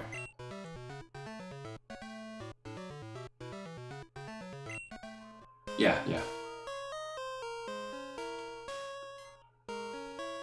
It's just in Danish, you would most of the time split the two things up, like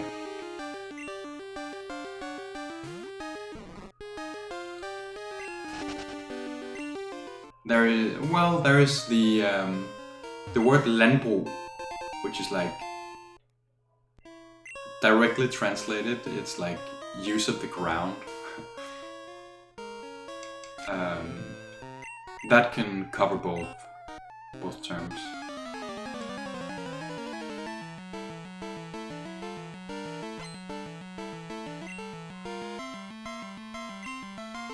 But yeah, definitely, especially animals like cows and definitely cows. They burp out a lot of methane.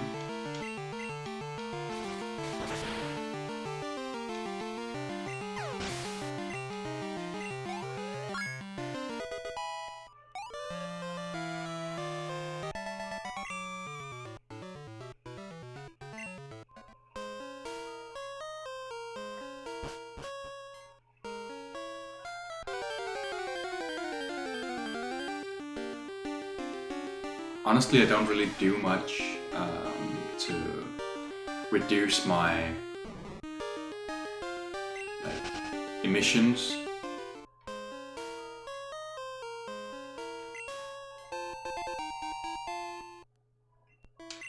And I think the biggest part of my personal emissions is food related. I eat a lot of meat. However, I will gladly, the day that I can buy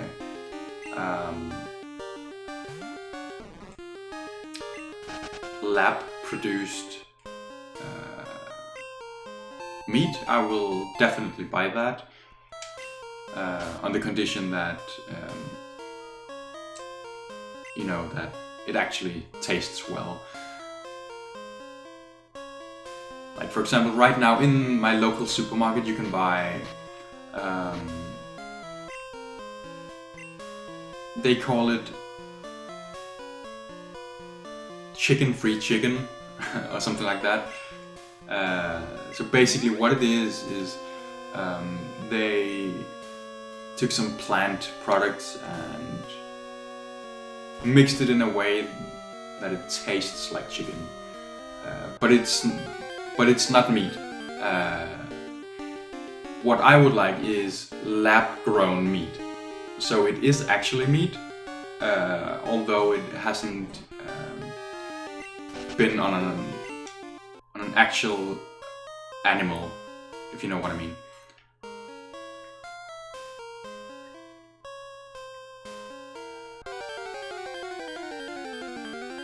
They can actually produce that, but it's way too expensive at the moment for it to be viable in stores. So I'm just looking forward to a time where it's actually possible for me to eat the foods that I like without it sounds harsh to say public shaming, but there is a sort of shaming going on with people liking beef, for instance.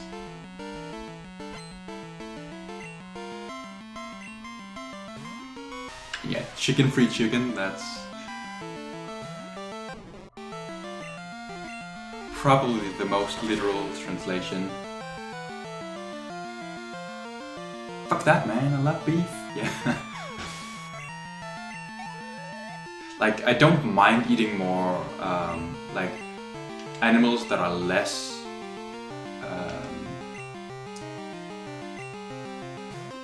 bad for the environment. Like chicken. Like, I don't mind eating more chicken than beef, but you know, beef is good, man.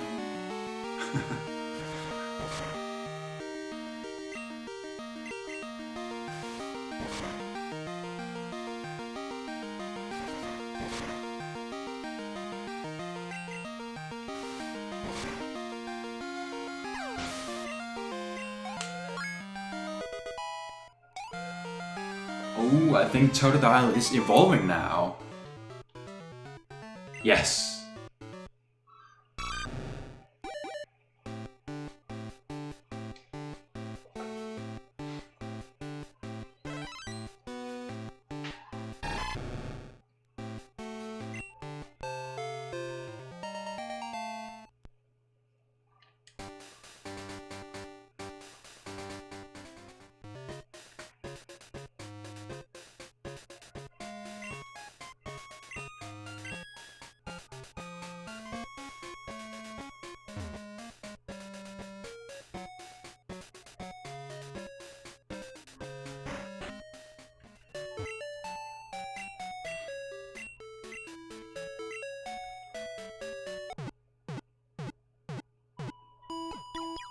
The reason why I'm looking in that direction a lot sometimes is there is a lot of cars driving by right here.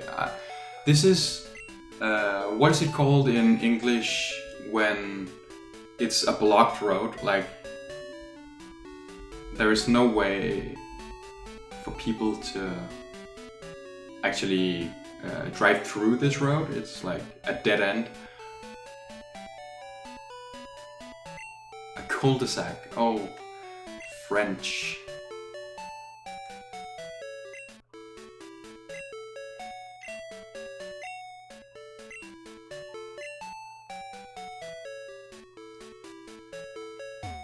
In Danish, we just call it a blind road.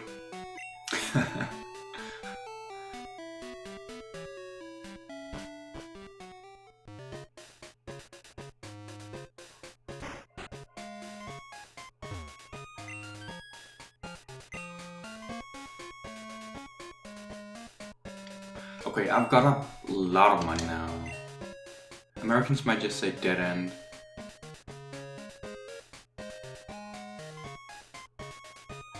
But yeah, but then you would have to say this road is, well, it's the same. You would say the road is a dead end. Or in British you would say that Could you just say that this is a cul-de-sac?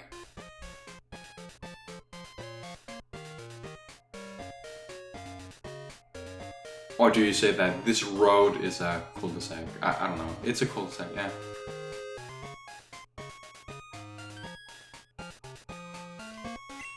It's a dead end, yeah. Yeah, that's true. That's true. Both make sense.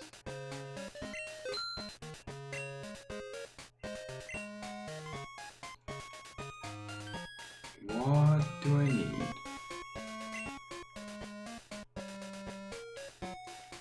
I could buy some super potions. Wait, I bought a Pokeball before, didn't I? Yeah.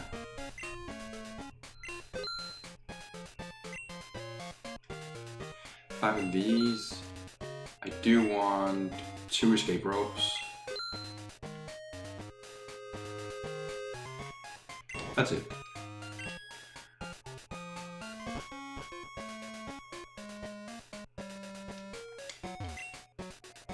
Charcoal clean.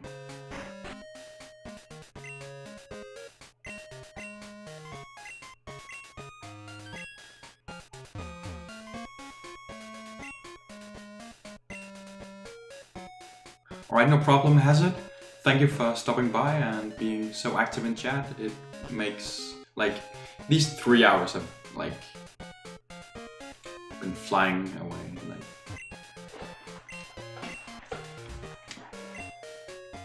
usually, if I don't really have any viewers in chat, then it's like, I'm not here for having a lot of viewers, and obviously if I was, then I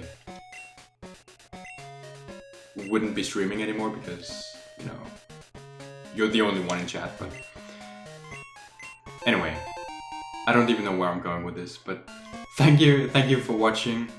It's been a pleasure having you in chat, and I will stop the stream quite soon anyway, so thank you and see you later.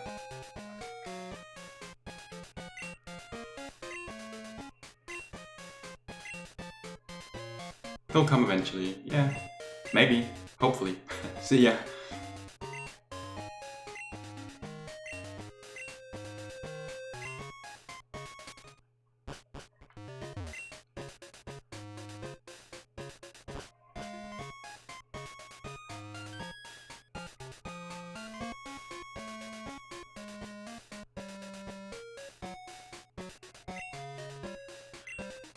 Det er åbenbart sådan, at man får vendt en dansk stream til en engelsk.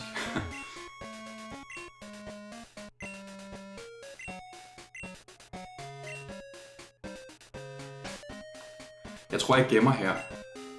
Nu har jeg spillet i lige omkring 2 timer, kan jeg se her.